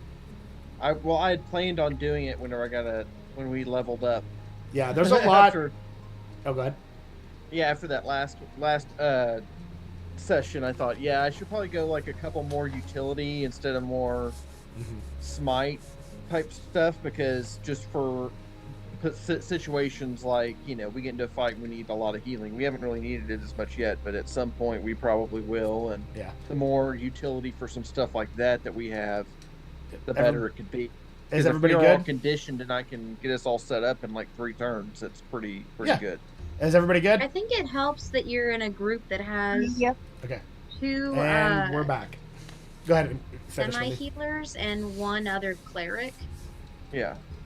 So that definitely gives at least some backup healing for you. 3. Yeah, no, we have a lot of 3 healing. semi healers because the bard is also no. You're not a bard. You're a warlock. It's just a warlock that plays really good music. Bard by A bard trade, by warlock trade. by class. Yeah. Not every bard is magical. All right, so I mean this one is, but not because of the bard. So all right, so yeah, so everything that is a danger in here seems to be dead now. There's like a paste of blood and gore in the top left corner, and there's a couple items scattered all out, and then there's a room that has a locked door that Krevlin's standing in front of. Both bodies seem to be in some form of magical coma. Okay, I tell everybody, hey, I can go to sleep for like 8 hours. And when I come back from 8 hours, I might have a way to bring some of these people out. So I'm gonna go in this room and nobody Yeah, bug we me. do watch. Yeah, so I got to get some sleep because if I can do this, I mean, I know it's 8 hours, but I mean, there's no way we're going to get Master Yin back in the next 8 hours without these guys getting woken up. I'm gonna see what's in this room. Yeah. Let's hear first. Yeah, I y'all would take a choose look at that. I'm going to sleep. Augury. If I sit down for 1 minute, then I can get back one of my spell slots. Or Rolo, That's awesome. you just pile up some stuff and lay up against it with your bedroll. Dude, and- I'm so exhausted. I've had 4 hours of sleep in 2 days. Yeah. I'm so exhausted. It Which ain't taking the me- dice tell stories because you were missing like fucking crazy. I just blew a 32 load and I'm ready to go to sleep. Rolo just passes out, doesn't care who's watching him. All right. Yeah, I'm exhausted. Unseen servant. How long does it last, Garrus? A Until minute. it's- Okay. No, it's just forever. All right. It's kind of slowly bringing the unconscious dwarf back where you guys can. Yep. Yeah, and its command is just until it'll just wait for another command. Daenerys, do you want to do something to the door? Well, first off, I want to cast Augury, and I have yet to look at the parchment because our carriage ride was eventful. Okay, so you cast Augury, and once again, you hear your heartbeat like in your head, almost like everything around you starts to like fade, and then you close your eyes and open them, and you see the doors slam open with these cultists coming in. It's like a it's not real right now. It's like a smoky version of what happened. Like you're seeing shit at like that happened, and as you do, they come in and you see the Plaguebringer kind of go off to the side. The temple woman like screams and runs into a room. The cultists overpower the dwarf. He gets a couple good hits in. One of the cultists particularly takes a lot of damage, but alas, they overpower him and they slam him down onto the altar, and then they go into another room and they pull another dwarf out and they start sliding that dwarf away through the doors and out the front doors, and that's the last thing you see with Augury. Okay. So there are 3 And total that people, effect only lasts 2 of them for- remain. And that effect lasts for 30 minutes. Okay. We'll kind of say over the next 30 minutes you kind of see almost like you're like putting Yeah. pieces together, and it all like that's not how Augury works. Something about, you don't know why, but something is giving you power that you don't normally have, and you don't exactly know what it is yet. Okay. And then I want to examine the pages because Yep. the trouble we keep running into, I don't want to lose them. Okay, so the recovered documents are old, and even with the copies that they made you in visual presence, parts of the parchment is darkened by age. They have a way of like magically copying documents. These documents are magically protected, so you can't like, even if you tried to like copy the words from them or trace the words from them, the magic would not allow you to do so. So these are very specific type of parchment. The recovered document is old, visual presence. Part of the parchment is darkened by age. The specifics, let me turn down this music just a bit. Kind of raised that when we were on break, so let me turn it down a little bit. Okay, so the specifics you gather from the details that are legible is the facts of what you're trying to find. This went on for thousands of years, but around 200 years ago, based on the document's dates, speak of an initial rise of a demon that was only known as Azuldan. His demonic armada that plagued Fendaria specifically was destined to leave the world in an eternal chaos. However, those powerful enough stood against the onslaught. Many fought, many died. It's noted as one of the darkest moments in Galantrie's history. The records speak of a curse that befell Pelmoon. Many rumors had riddled the curse, actually entailed the issues that actually caused some say it was the curse, like to the king. Other people say that it's a curse upon the kingdom. But what happens is whoever the king was in power at that time would always lose their firstborn child. It doesn't say to death or what. It just says, in general, lose their child. Some say that the reason why this isn't happening today is that a deal was made with Azuldan himself as maybe a sacrifice to save the kingdom, or that people had basically were able to fight against it and stop it. Many of them did not want to risk the heir, but it also said that one of the other key points that was pointed out very much so, which is why they realized that this is what's happening, is because every queen in the past that was part of this curse basically became very ill to the point that they ended up dying. So there was even a few points of this history where kings just chose not to have a queen, just so they wouldn't have to deal with this over like the 1,000-year period. Let's see. Hang on. So I know none of this because I'm asleep. Yeah, rumors of the entity directly involved vary from storyteller to storyteller. History became legend, and legend slowly became stories. People just told it to fit their own agendas or produce a shock factor amongst people. Basically, religion in general. You either are truly religious or you're just using it to get what you want. Its residents, basically amongst its residents, one of the key points that always stayed the same throughout all the stories that was documented and that it documented was told is there was one center point that never changed, and that was the vision of a yellow eye.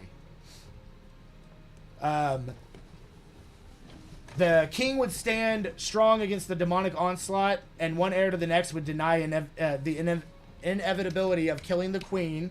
After a battle with this over 1,000 years that plagued the world, the general of Azuldan's armies, there was a general of Azuldan's army that was known as the Nightbringer, would finally be felled by two of the world's most famous ancients and their armies, Tasmith Orlandus and Alatar Omen.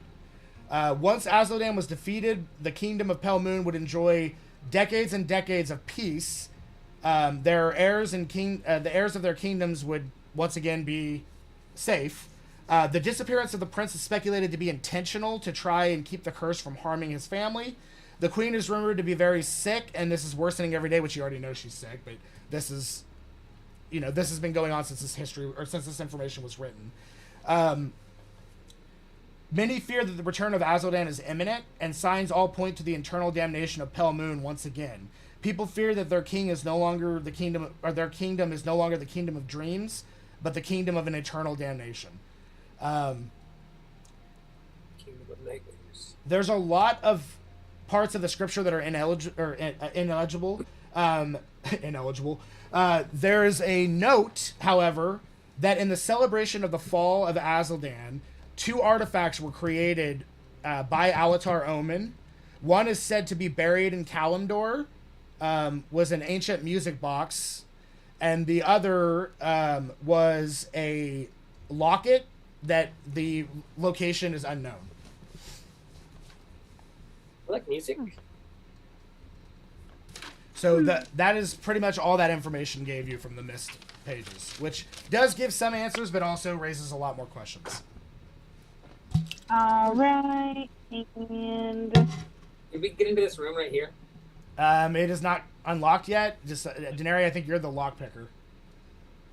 yeah, can I burn this parchment and then I will come pick lock?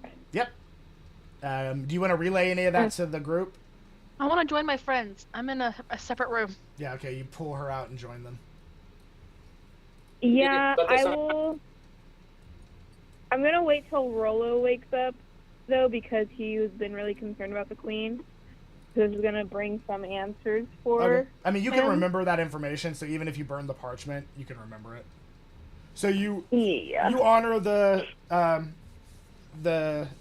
tradition by burning it. Very thoughtful. All right, and what do you want to do with this door? Because the person that takes care of doors for you is currently asleep. Yeah. I would like to pick it. I can set my honey badger after it. The honey badger will call that door to Get shit. here and see what's inside there before we open it. What if it's another monster? Is there like a keyhole that my spider can go through? I'm gonna sleep through the whole fight. I'll pick the lock. Suddenly, a bunch of cultists run in. All right. Yeah, go ahead and make a sleight of hand check.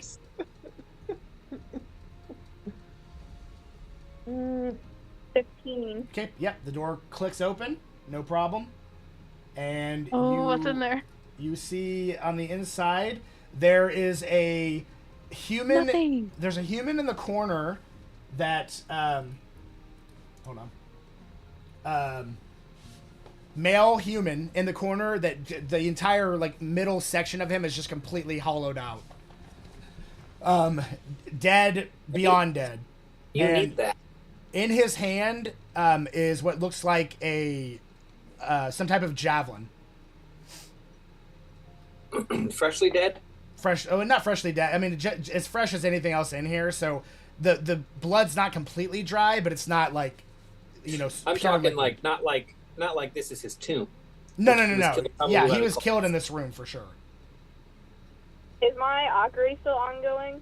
Yeah, so your augury, as this happens, you see one of the cultists come into there, and the guy starts fighting the cultists, hurts him a little bit, but then you see the cultist Hierophant out from the side click her fingers, and a giant tentacle comes up out of the ground, punches a hole straight through the dude, and then just starts like sucking the insides out and throws him against the wall.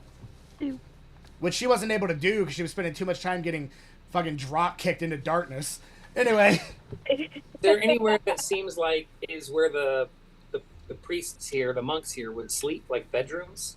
So this is not a temple where people sleep by any means. There are, if you venture out of here, there are nearby homes. I see. So they just are here to. This is just where they go to work. Correct. Also in this room, besides the javelin you found, there is a chest that also appears to be locked. I will pick it. Okay, go for it.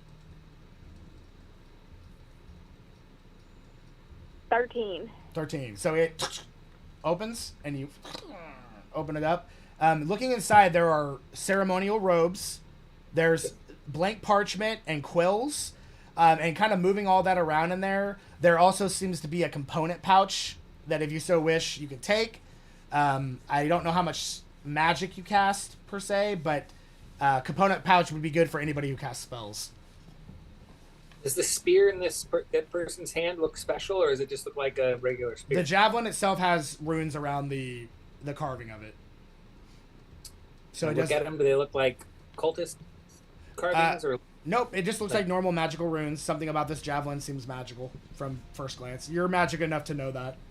yeah? I'm gonna grab it and kind of see Sure. if when they wake up, if this is something like maybe was worth protecting or worth maybe dying for. Gotcha. I will take the component pouch and the parchment and quills from the trunk. You got it. So you can add that to your inventory. Yeah, other than that, do you guys want to keep watch and rest, or what do you want to do? I feel like this might be a safe enough spot to try and rest, even with all the icky stuff around. I mean, yeah, there's not really a whole lot of ways in here other than through the windows that are pretty high up. So I was gonna say we got in here, but do we need to go to one of these houses around here and sleep there instead, or should we just barricade ourselves in here? You certainly could if you want, or you can barricade yourself in here. It's up to you. What if there's people still in the house and they don't want to let us in? Well, I assume it's these guys' house. They've been Well, dead I'm for a gonna long stay with time. Rolo because I'm not carrying him. No, the monks. Yeah, I mean, the two unconscious ones, it seems pretty recent. The one with a hole in him probably died first, but that's also relatively recent. It's not super recent, but it's recent enough. So we can try and find one of these 3 people's empty homes? Like, your best guess is this probably was happening right when you guys decided to leave Pell Moon. So it's been... I mean, somebody wants to check the carriage. Yeah. Because we just left Master Yin's body there. Oh yeah, we forgot about Master Yen. No, he's in the... We can't save him because the dwarf is in a coma. Yeah, he's in the carriage. We'll just bring him in, and when the dwarf wakes up, he can do whatever he's got to do. You would know that's why I went to sleep, though. Oh, I was in a different room. Yeah, I'm still asleep. No, I forgot. I definitely forgot. But I thought I would have told people, like, hey. She's not wrong. Olympia was in a different room. No, I forgot, but Olympia was also in a different room. So it works out. Yeah. All right, so... Yeah, okay. But yes, I've got a spell I can do, basically, that I can change out while I'm asleep, and then once I get up after 8 hours, hopefully that will get these 3 guys away. We bring Master Yen inside and try and, like, make him semi-comfortable, and then we just wait here until Rolo wakes up. Okay. Yep. All right. So, if you guys want to all try to take a long rest along with Rolo, who wants to stay up and watch? We need at least 2 watches and then a lengthy. I've been awake for days. I think I need to take a good rest. So Daenerys taking first watch. You go over to Rolo and get some cuddles. Dude, I'm so tired right now. I'm using him as like a pillow. Yeah, you're like, whatever, fuck it. The most fluffy pillow ever. Prevlin. That's funny. Hey, Garrus. Somebody just bid on my Death Guard Blightlord Terminators that I put resin on. Yeah. I had one guy message me and say, dude, those look good. Did you 3D print those? I was like, yeah. He's like, they look awesome. I'm like, thanks. Does my honey badger just stay around? It does until its spell would stop it. Like, how long does it say the spell lasts? It just says until the hit points reach 0. Okay, so the honey badger can chill for now. Let me double check. Oh, up to 1 hour. Never mind. Okay, so after first hour of rest, you're petting the honey badger, and then you look down and you're petting rubble. Honey badger's gone. My unseen servant to clean up in here. Yeah. While we sleep. Sure. The unseen servant starts walking around cleaning shit up. Nice. If it could talk, it drops something at one point and kind of startles everybody, and if it could talk, it would say sorry. Can't talk though. But it can't talk, so... It's not unheard servant, it's unseen servant. So it's still making some noise, but it cannot talk. All right. Uh-huh. All right, so, yeah. So, who's taking first watch? Me. Okay, Daenerys, give me a perception check.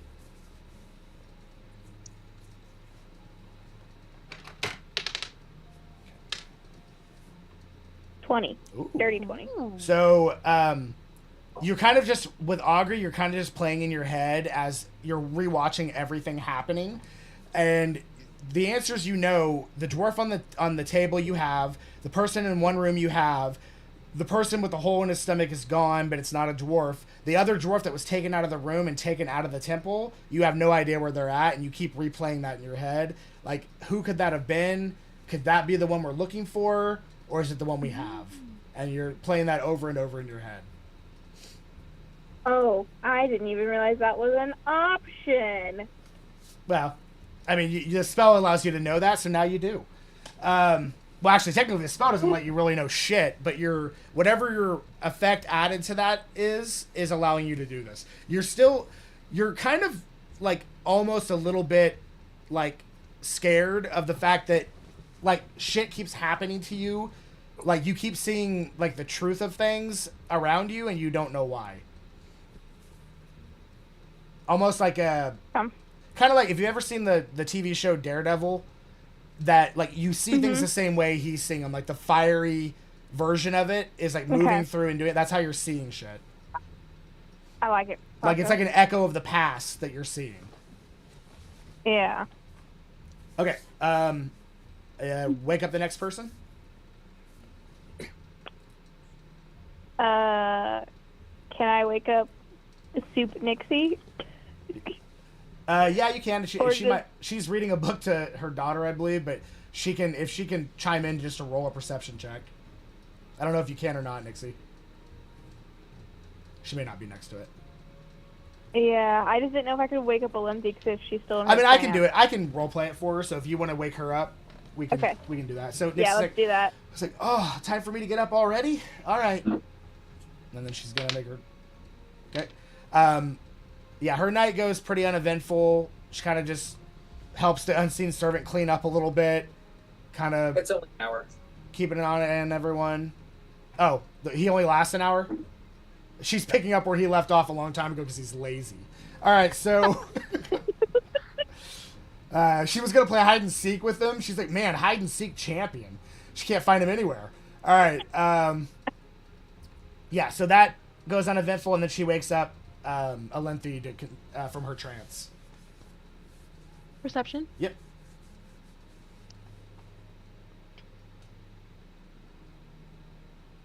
$18. 18. So as you're sitting there, Galantrie, you're kind of just looking around and you know, thinking on things that have happened in the past and looking around thinking, man, Nixie and that unseen servant seem to do a pretty decent job cleaning up and just kind of you know, enjoying the quietness that's coming. But you do start hearing what sounds like a metal against something that's like clattering, like just over and over. And you're looking around for it, and you notice over by where Krevlin and Rolo are sleeping, the necklace that you guys had found kind of slides out of the pocket and starts kind of clattering and shaking on the ground. And as it does, it starts kind of clattering over. The one that's in my pocket? Yes. Mm-hmm. It kind of starts clattering over. Over by, we'll just say the unconscious dwarf. It's like over here. And you're like sitting right here kind of watching. And then the metal folds around it open, and you see what looks like a little yellow eye looking towards you. And as it does, like you make eye contact, like what the hell? It closes and immediately, like, very fast flies right back into Krevlin's pocket. What? And that's all that you see. And you're allowed to do what you want with that information with the rest of your watch. It definitely catches you off guard. Consider me caught off guard. So it just peeked its eye out at me and then ran away again? It went back into his pocket. Creeper. I'm just gonna keep watching You got it. till everyone wakes up. Because I think I'm on last watch. Okay, yep. So everybody else, you start to wake up. Go ahead and take your long rest. Nice. Hey, remember we're all level 7 now. This is our first long rest. Yeah, did since we you became end up level leveling 7. yourself up, Krevlin? Because you were the only one who was still 6 when I checked last. Yeah. Okay, cool. But this is cool because now we can change all of our stuff out. So I'm gonna the second I wake up that next morning, I'm gonna go I'm gonna try lesser restoration on one of the guys that we stabilized. Yeah, so you go up to the I'm assuming the dwarf. Yeah. Okay. Cast lesser restoration. As you do, the magic like surges through his body, and he like slowly but painfully like kind of opens up one eye. What happened? And he's just kind of sitting there looking at you. I'm not sure what there was some like crazy cultist people here. We had to take care of them. We came here to find Graybeard to see if he could help our friend who has Oh, been dead, but potentially he like y'all could help. you say that name and he says, "Father Greybeard." Starts looking around. Oh dang! I thought it was him. Oh, Oh no. Father Greybeard. He like painfully gets up, like his legs barely work, and he like starts walking around, looking for the other dwarf that he keeps saying the name, Father Greybeard. So the other dwarf that I know is up there. I I- go and do another lesser restoration on that one too. Okay. The one walking around, I asked him for a description of real Greybeard. tired. Yeah. Dwarf's real tired. Yeah, so he looks at you, he says, also a dwarf. I'm sorry, the ringing in my head won't stop. He is also a dwarf as myself. A beard, not just a name, has a very prominent gray beard. Wears temple clothing similar to mine. One thing you'll know about him is he does have a scar over the left eye. Basically across the skin of the left eye. From what you could tell, And that's what I. you couldn't see the facial of the image, but it was another dwarf, and it was the only other one that was in here. So it did have a beard, so your best guess is it has to be him. All right. And Okay, I did I'll relay get that the lesser everyone. restoration on him. What? Oh, not that I'm not thankful, strangers, but what brings you here? Oh, Who is no. this? This is bad news. Our friend, we were sitting here with our friend who tragically passed away in combat.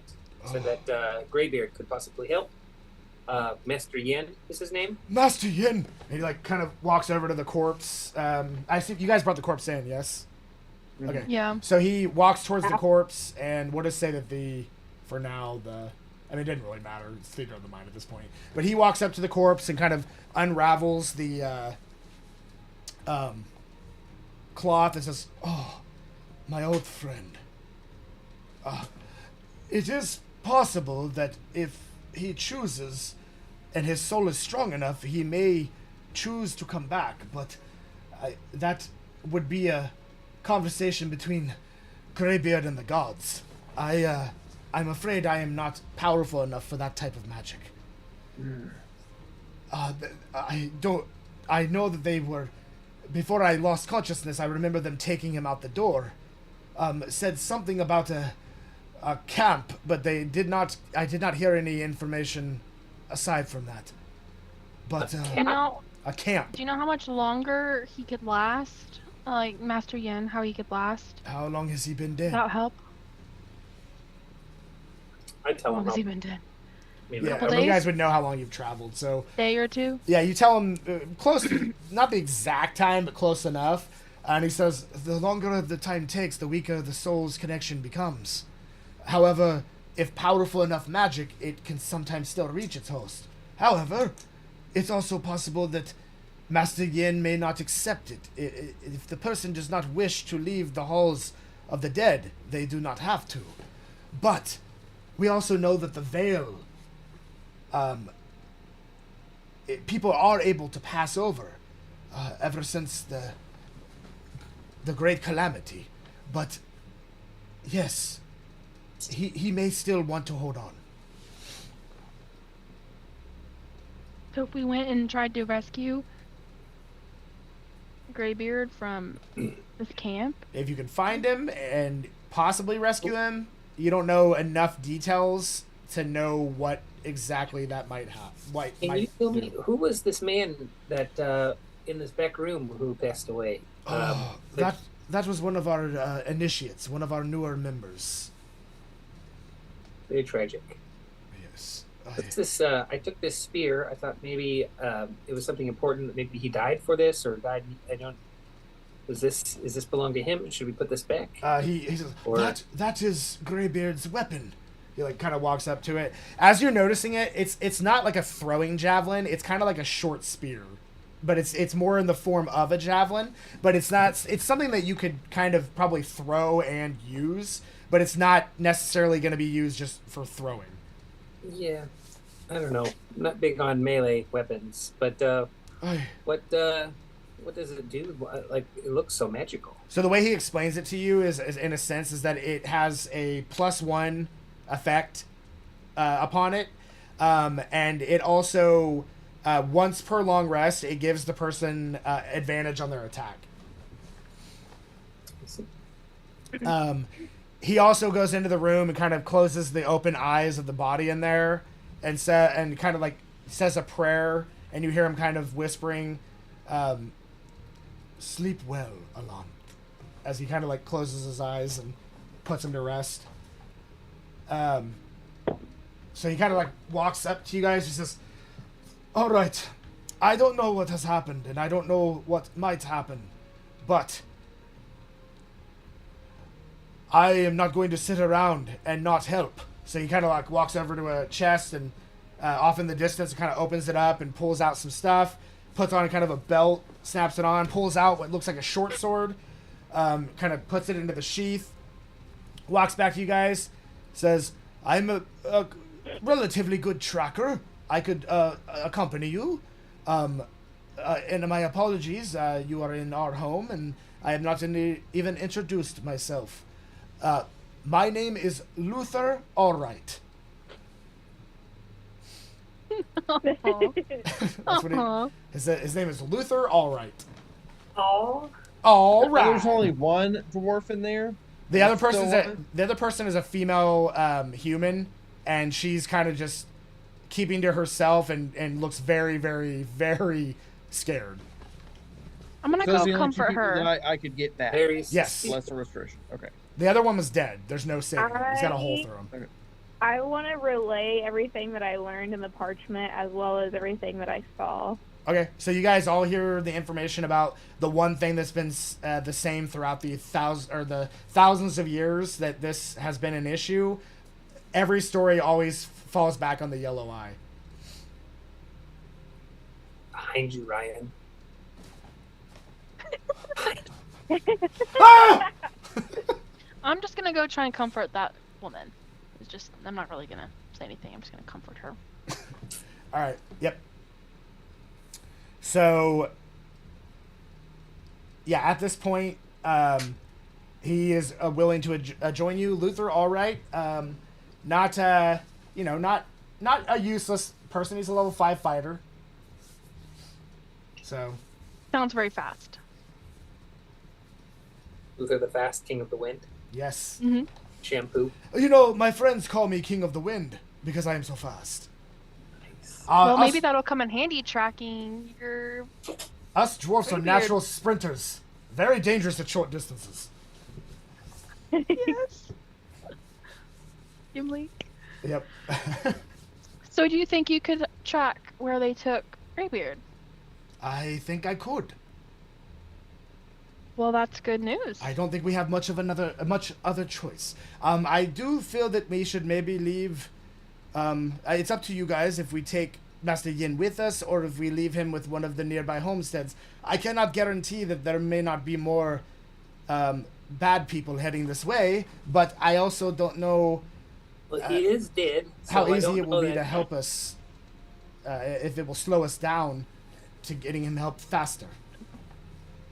I mean, but to go find him, who knows how long that'll take, and then to bring him all the way back.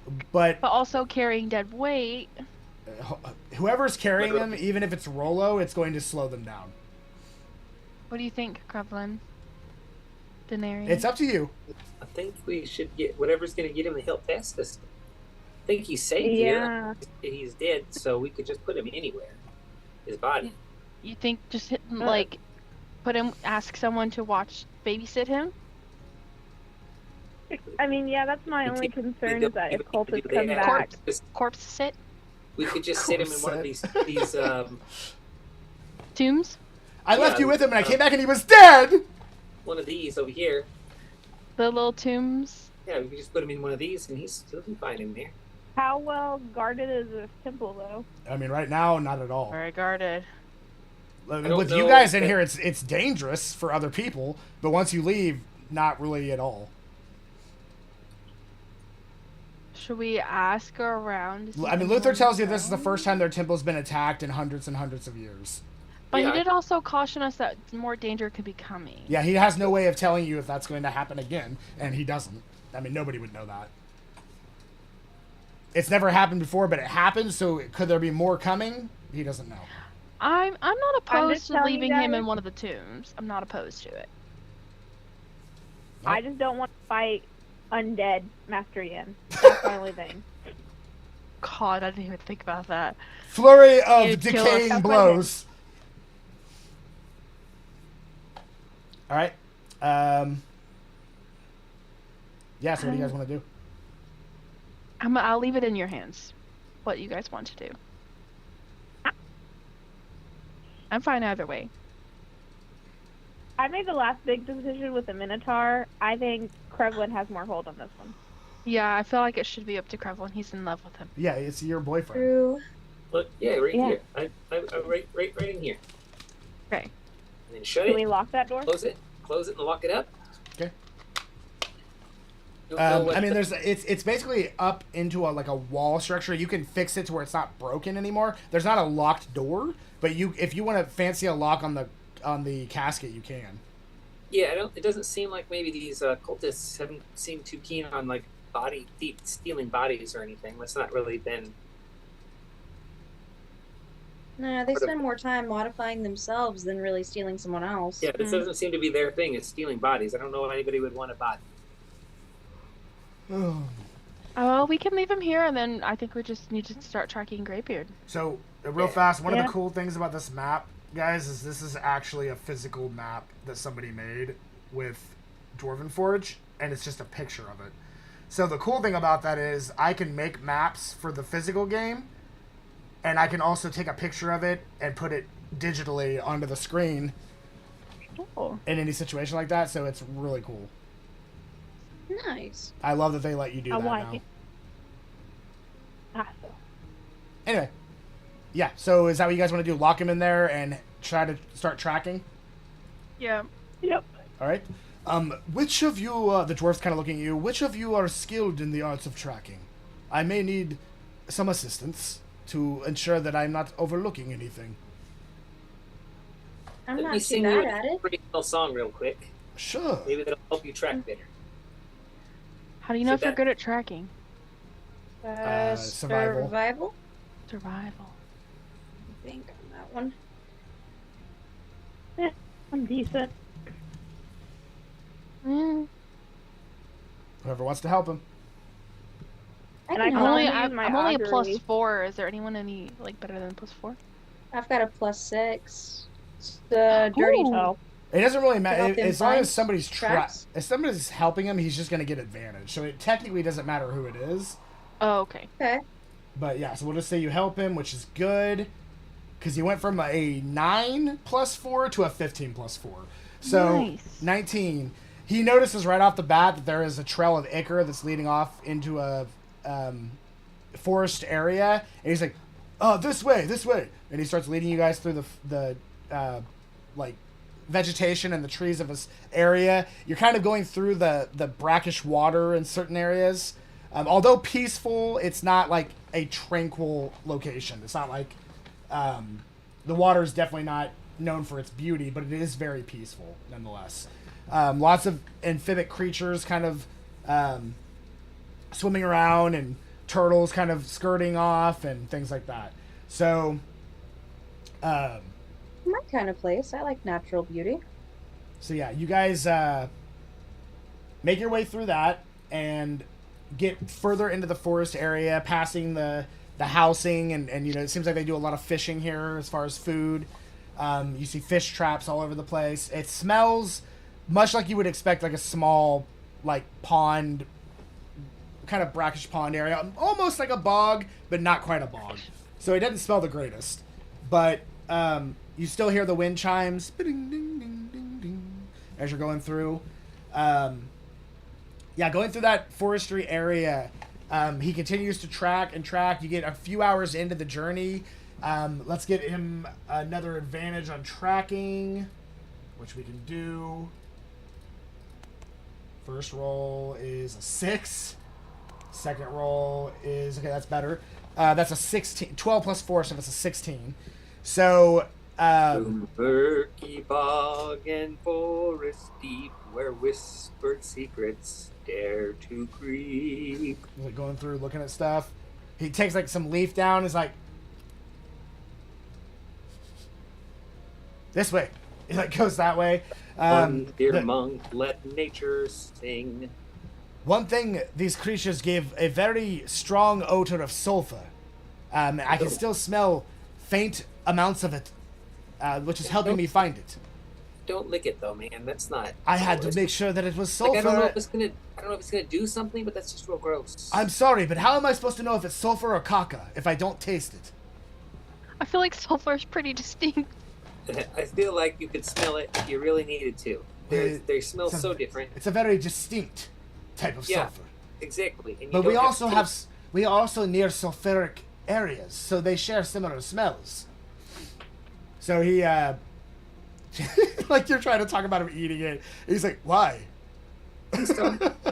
Man, Luther, take that out of your mouth, Luther. Luther, don't eat. Luther, don't eat the slime. Okay, so your kid's gonna be over the couch like, what am I doing? I mean, that's just a conversation that I've actually had with Luther. Luther, don't eat the slime.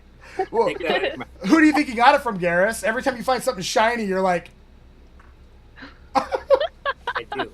He does that Like with bite a coin. He does that with all my models. He like picks up my model and he's like, "Oh wait, no, yuck, no." Yeah, I do, yeah.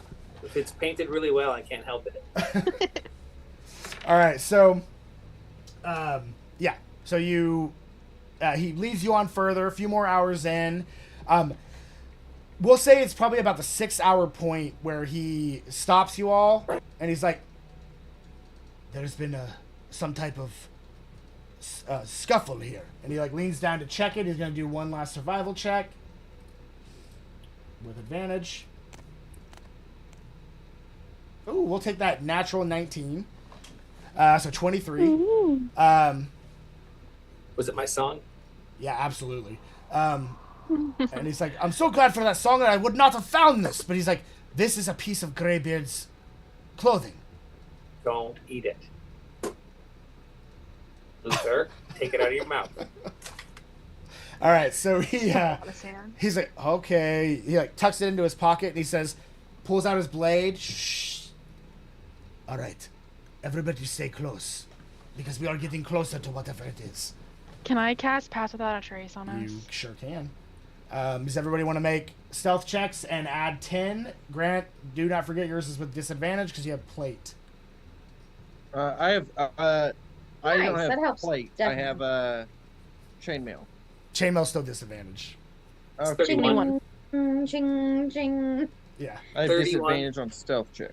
correct. Okay, You should have a big red yeah, I D see next it. to It says it.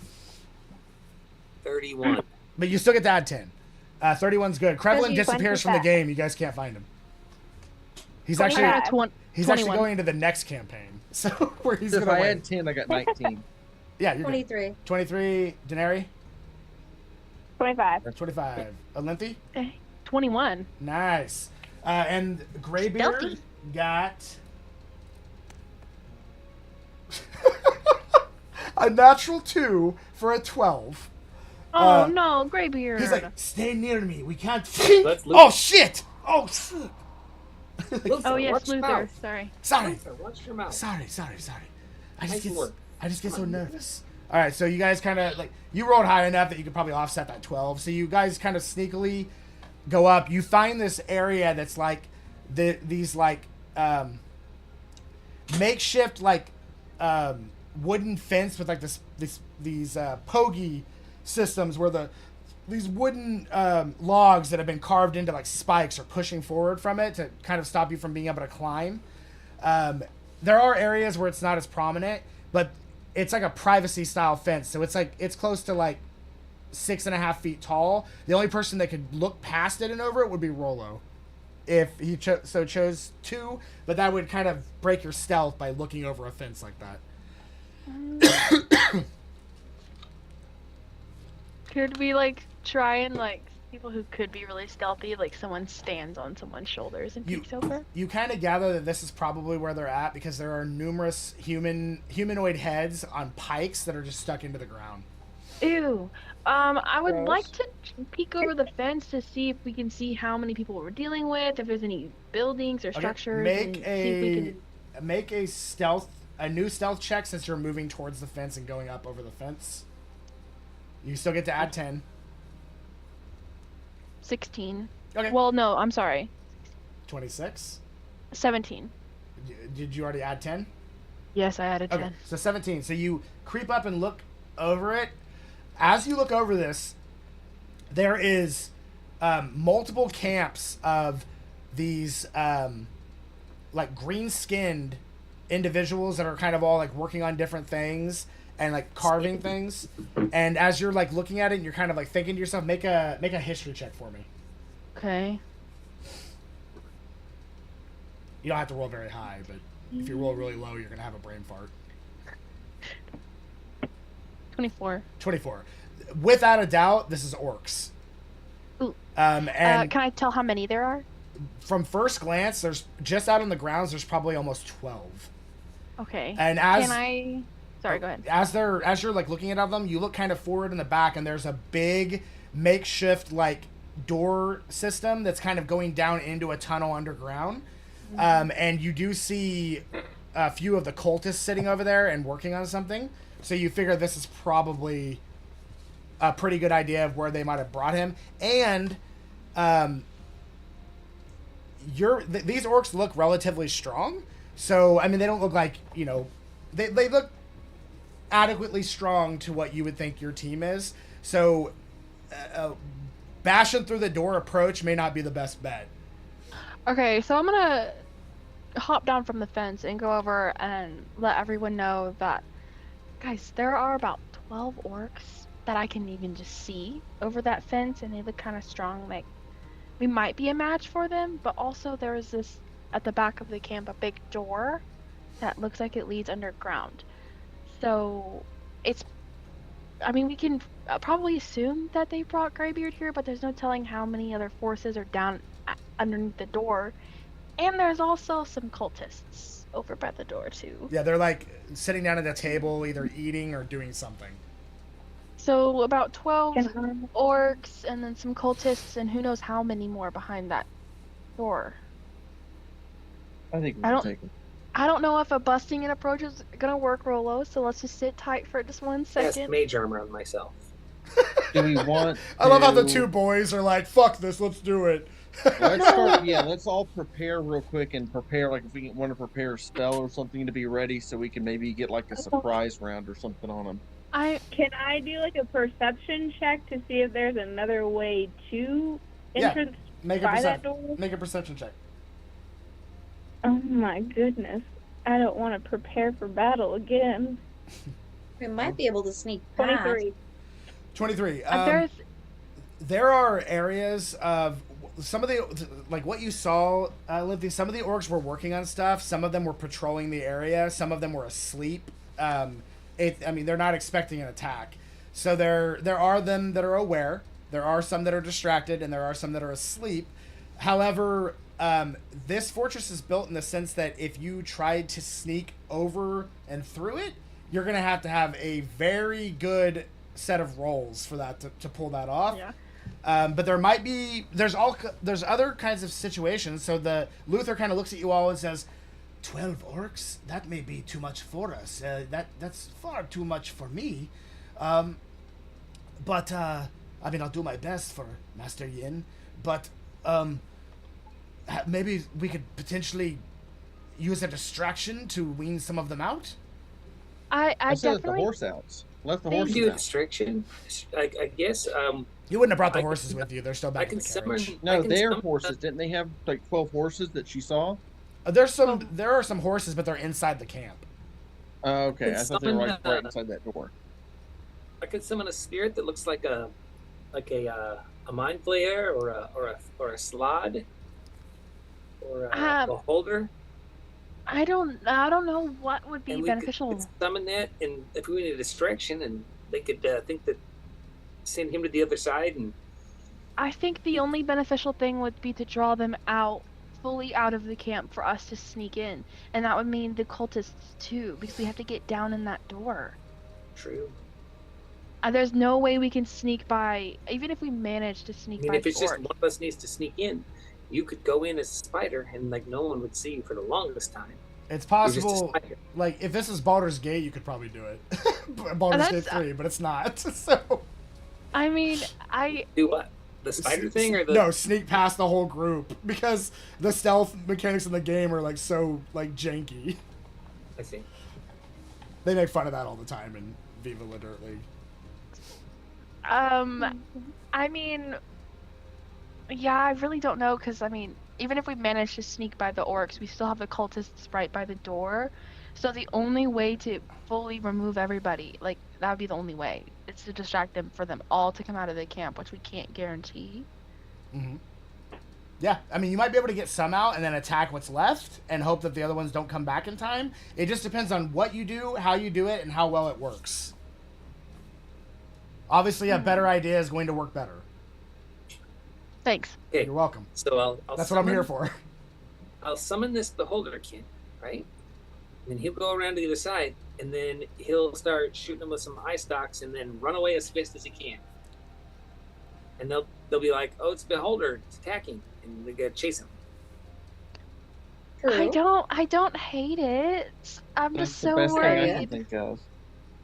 We're gonna have to go in here to get Greybeard and to save him and to have any shot at saving Master Yin. So we gotta Master Yin. We at least have to do that, because if he didn't do what he did, we may not even be alive ourselves.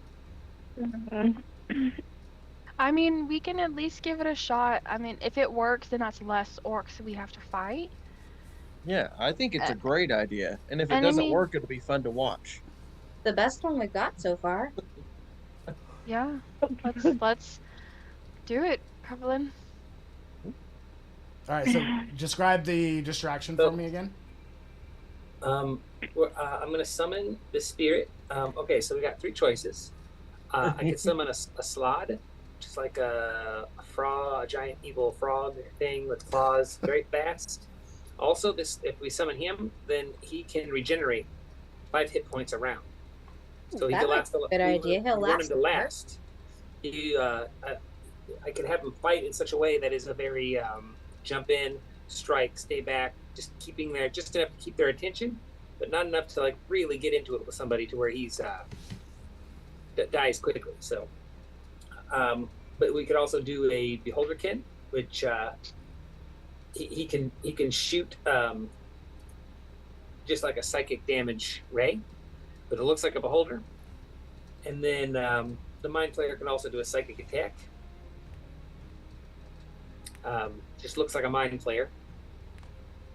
That might be kind of odd being around here. So I'm thinking that since we're out here in the woods, maybe the slot also with that regeneration is pretty good. So I I'll think summon- That's a good I'll one. summon I him. agree, because that can distract for longer, and the longer we can use as a distraction, the Mhm. We want him to better our distract as long as chances. possible. It can Um, fly, right? Mm-mm. No, No, it's but just. it's, no, but it's fast. Slot it can't fly, but it's fast. Gotcha. He's faster than they are, and he may he'll slow down to keep them engaged. But Yeah, then that's draw what I was them just away, thinking. draw them away. But then also, if they do get a hit in, he gains 5 hit points a round. Okay, I like that idea. Yeah, I that's think it's the that's best the best option. one we've got. I can't think of any good distraction that I could provide. Okay, Mhm. so Summon him. Yeah, we don't have any more fire bombs. describe Have to him- me. I have a fireball when if you're- we really need it. I'll summon him and have him Oh, run, you still have one too, don't you? run Yeah. around. So say we're south of the camp. Uh-huh. I'll have him sneak around to the east of the camp, run in from that direction, Okay. do a quick run by attack and draw as many of them out as possible, and he'll just run away and draw them away. All right. So I would save that firebomb, because that might be I also useful in have- this fight. I also can cast Prestidigitation. That might be, Should that might look be like- needed. pours it out. It's gonna be I'm thinking intense. maybe the one right is enough to to where it can. How much with prestidigitation could I do to make it seem like I can't like summon another one that's just like maybe not real, but I could make it seem like this isn't the only one. Maybe some like rustling in the trees around. Yeah. You some could noises to where it seems like, and he's gonna like come in and strike and then back off and then run away, make it seem like there's more of them, so it seems like a bigger threat than just one. Yeah, you can do that. If anybody else has any way to also, I mean, I can do Druidcraft and make like wind. Distract them with flowers. I mean, I've got Yeah, minor here's- illusion. I can do thermaumaturgy, however you say it. And I can do phantom sound Thaumaturgy. and tremors. Thaumaturgy. Yeah, that one. Yeah, thaumaturgy would be good to make a loud noise. Oh, I could do Druidcraft and any flames they have in the camp. I could just wipe them out. well, That works. Snuff all the lights. if we're wanting to just make it seem like I don't want to do lots of stuff at the same time, we're making it seem like there's just like a bunch of these slaughter coming through and they just need to fight them.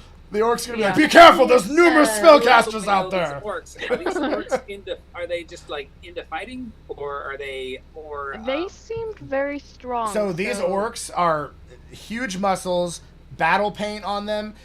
Make a another history check because you would have noticed this. Oh, maybe we'll see. Me? Yes. This is something you would have noticed because you've seen it before.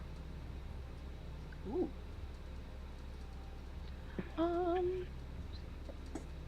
11. Okay, so you vaguely remember the symbol that's upon them, upon the clothing they're wearing, is the devil skull that's on fire that has the yellow snake coming out of one of the eyes. So, You have that picture I made of it? I do somewhere. I think it's in my documents. I can't really remember where I remember this from, but they have this symbol on them that I'm about to show you. Yep. Or describe This to is you. what it. Oh, I don't know how well that's gonna work on the camera. It doesn't like the not. paper. Disappear. Yeah, it doesn't like the paper. I'll put a picture of it into the chat and show everybody. So, yeah, they like to fight. I think we can take them. I'm gonna I'll cast throw in a right minor before illusion we. for sound. So are we throwing that over to basically your deal to distract them and then immediately running in? Or are we gonna No, take we're about gonna 30 draw them seconds and then away. We're gonna wait and see how many will That's run the out. distraction. Pull away as many as we can. Okay.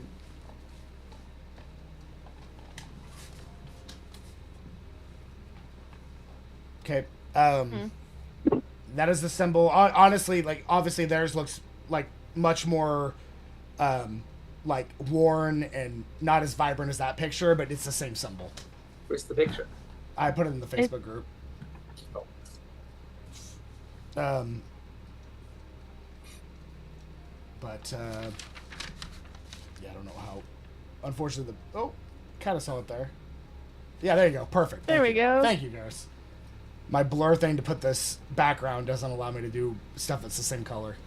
So, nobody wants to see my messy ass room anyway. All right, so that's exactly what it looks like, just more worn. And, you know, obviously some of them are darker than others. But yeah, other than that, they have battle paint, war scars, like they've been in a lot of fights. Can I So ready? I know I uh, recognized it, but I don't know where. Yeah, you recognize that it was on the set. It's on the clothing of the cultists. Oh, the Are cultists. orcs humanoid? Yes. Or orcs are considered humanoids. Yes, Okay. they I can ready be a held. They can spell? be held person if that's what you're trying to Can I ask. ready that spell for whenever we're ready to attack? That way, when we do make our decision to go in, I've got that spell ready.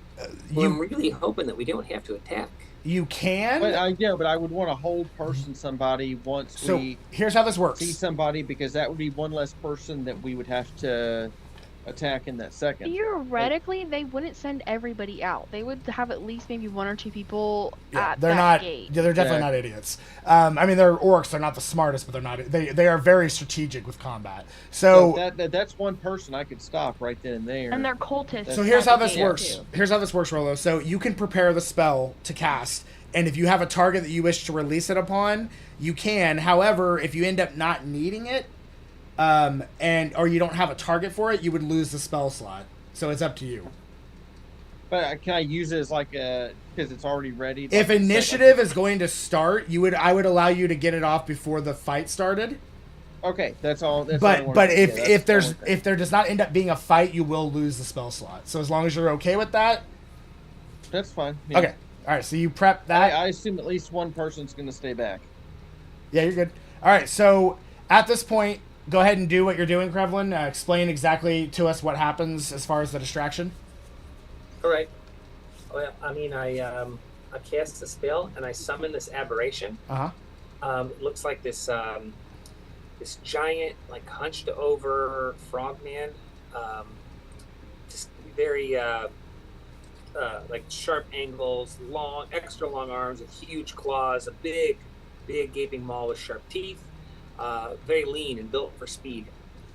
And I'm going to command him to, like I said, we're at the south, we're south of the camp.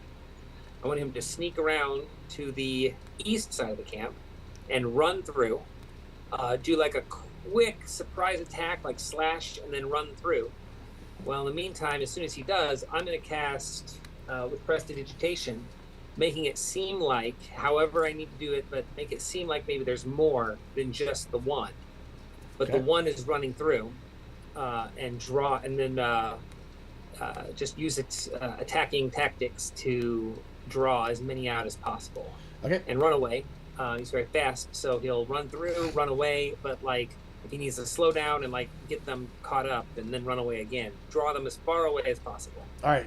And yeah, go ahead. Sorry. No, yeah, and like I said, in the meantime, as I see that the attack is happening, I'm trying to assist with prestidigitation or whatever I need to do to make it seem like it's more than just him. Yeah. So if you wanted to, Denary, with thaumaturgy, you could, upon him doing this, you could use thaumaturgy to make it sound like lots of footsteps running past the area if you wanted to. Oh yeah, with the phantom sound. Yes. I will Anybody do else that. has anything else, and we have multiple of these going. I've got minor illusion. I'll make the sound of lots of rustling to go with it, like they're coming through the bush. I got nothing. Okay. I ain't got shit. All right. She manifested 3 nat ones. Leave her alone. That reminds me of Don't you get her? that reminds me of that clip where it's like, I'm doing my part. I'm doing my part. I'm doing my part too. I'm not doing shit.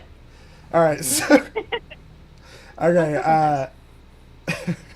So yeah. All right. Let's go ahead and do this. So what I want, this isn't going to make it not work necessarily, but I want everybody that's helping with this to use whatever spells they're using and then make performance checks.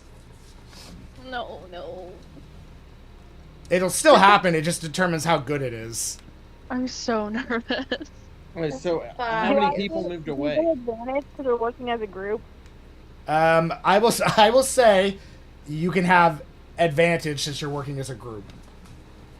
Yay! So Can Wendy, put that needle point down and try again. Wow, God damn much it. better. How about a 2? A 2 with advantage? Yeah. Wow. My Is it too late to performance cast is guidance on -1. anybody? So you Mine's rolled, a but negative you rolled with 2. advantage. So you rolled a 3 and a 2. Yeah. Oh Jesus.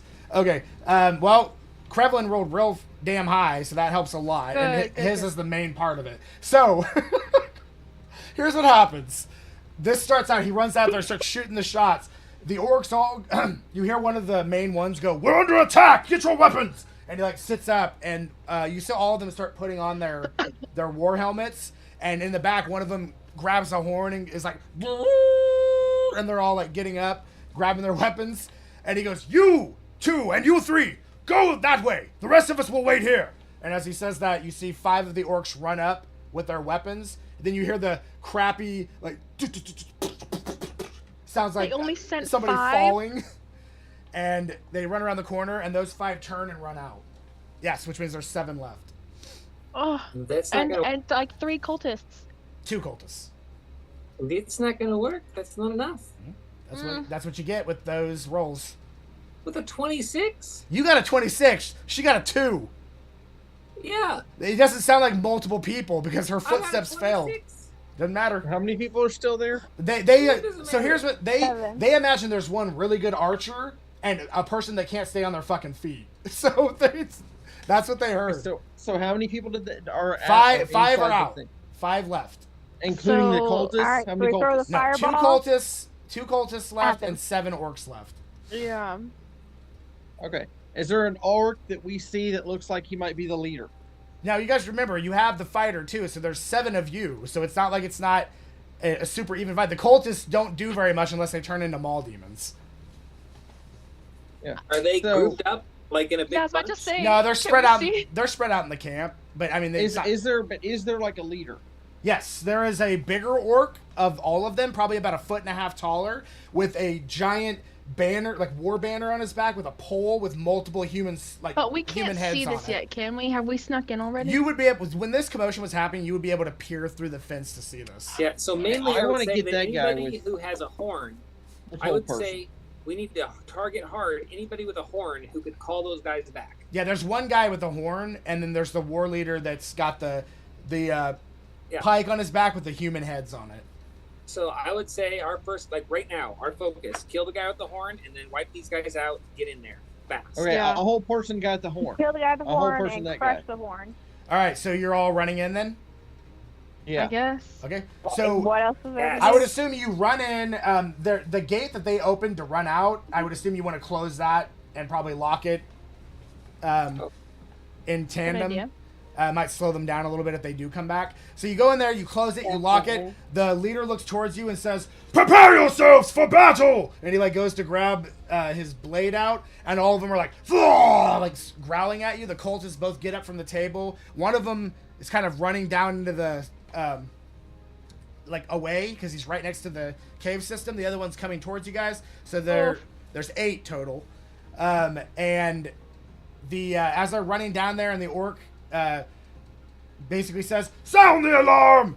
Go ahead and do your hold person on the He's got to roll wisdom. wisdom. Okay. He's really good at wisdom. Save. That's why I was thinking it's orcs. Like this is perfect. The one time this might actually work.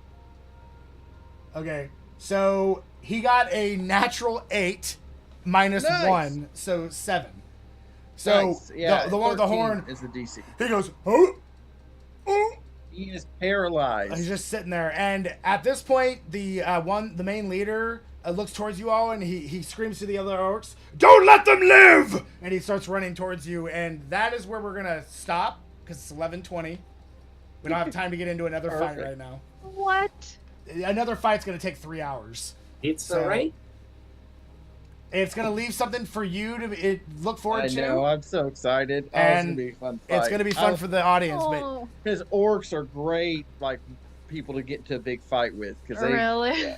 oh yeah, they're kind of brutal. yeah. So your concern here also is that whoever that symbol that you can't see on my paper, but that Gareth showed you earlier on this invisible parchment that I'm holding up,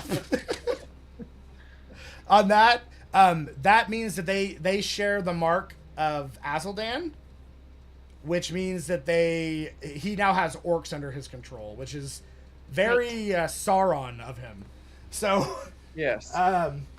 Orcs make great soldiers, though. They They're do. built One for it. orc to rule. they them also all. don't like they just want to fight and have shiny shit. So as long as you give them shiny stuff, they'll like be your best Krevlin. friend. Kind of, but Krevlin's got a brain. Oh So- my Well, God. Kreplin I hate also fighting. prefers to drink and play music and get shiny Sure. stuff. Most I orcs don't have wanna like fight. I want to play music. I want walnut-sized to drink. I brains. want to get shiny stuff.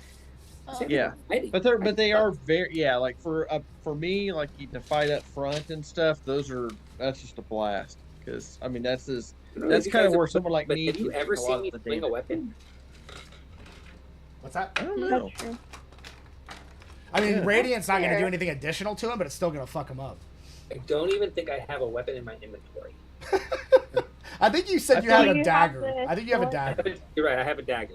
True, you I have feel a like all dagger I'm that gonna had do my in blood this on is it just be a long taking time damage, ago. like just soaking damage, and then So the guy Rolo that the main leader, he's he is broader than you, but he's probably about a foot to a foot and a half shorter than you, but he is broader. I think my plan is to take out the guy with the horn first and destroy that horn. We also And then, have like, turn my cultists to worry attention. I'm about. going to fight that. When we had the fight, I'm going to fight that big You guy. also know that if the Cultists cultists don't do take a lot of damage. You know if the cultists take enough damage and don't die from it is when they start transforming. So we just have to kill them quick. Yeah. So you either need to kill them all at once or kill them quick. Well, and one cultist ran down the tunnel to go get reinforcements. And some of them so do we have to the remember ability. that. Some of them do have the ability to use their environment to kill themselves, or to hurt themselves to the point that they become a maw demon. You've seen it before. So, Oh, that was nuts. and then if they eat each other, they regain hit points. So, What? yep.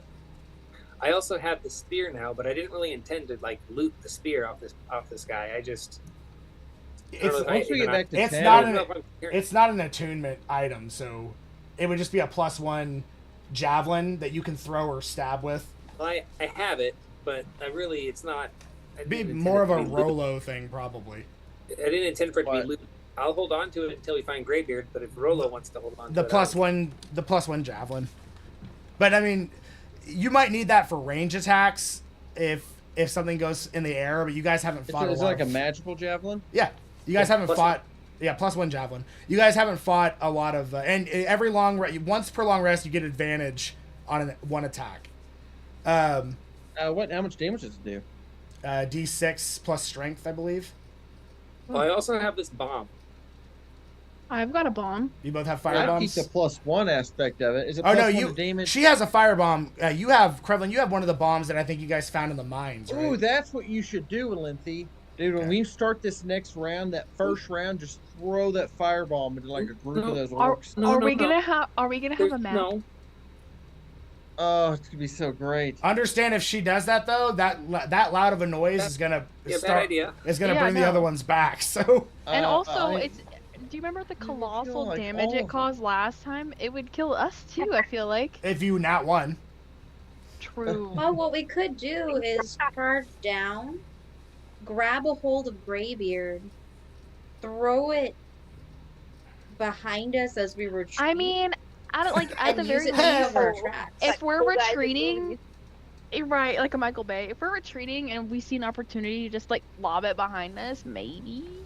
Yeah. In the caverns, it might work really well because you could probably But force I guess the smoke, which in an enclosed space is dangerous. by the way, the It cult. depends on how many of them we take out. By the way, the at the cultist start. that is trying to go down into the tunnel has not gotten the door open to get down into the tunnel. So he's Yeah. also somebody you might want to Yeah. focus a ranged spell on. I'm just saying, like, because that one, if they're like, okay, there's Eldritch 5. My first thing would be to Eldritch Blast him with that 10 foot. It'll blow him 10 feet away from the door. Okay. Oh, that'd be a good one, yeah. Well, and anybody who attacks the guy that I have paralyzed, you automatically crit because he's paralyzed. You have to be within 5 foot of him to auto crit. That's Oh, amazing.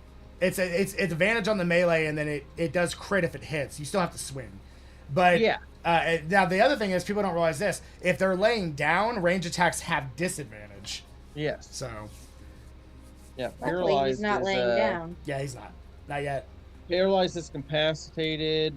They automatically fail strength, dexterity saving throws, attack Speed rolls. becomes 0. Oh, all your attack rolls have advantage against them. Yeah. And yeah, and it's critical within 5 feet. Yeah. Yeah. So yeah, so just all good ideas. You guys can discuss it in the chat on what things you might want to do or how you want to take care of them. We're gonna go ahead and end there because it is getting late. But we'll start this next game off with a bang. What is everybody's schedules looking like? We're gonna do 2 weeks. That's probably easier. It seems like because of life. 1 week. Well, it means playing once every, like skip 1 week and go into the next week. But I'm good Yeah. for either. okay. So if we I'm good for Every either. other would probably work easier. that's fine. If we Yeah. skip, so we skip the 27th and we play again on the 6th. Yeah, That's fine. All right. that'd be good. We will plan on that. So everybody, thank you for tuning in. We will see you guys next time on the 6th to continue this adventure.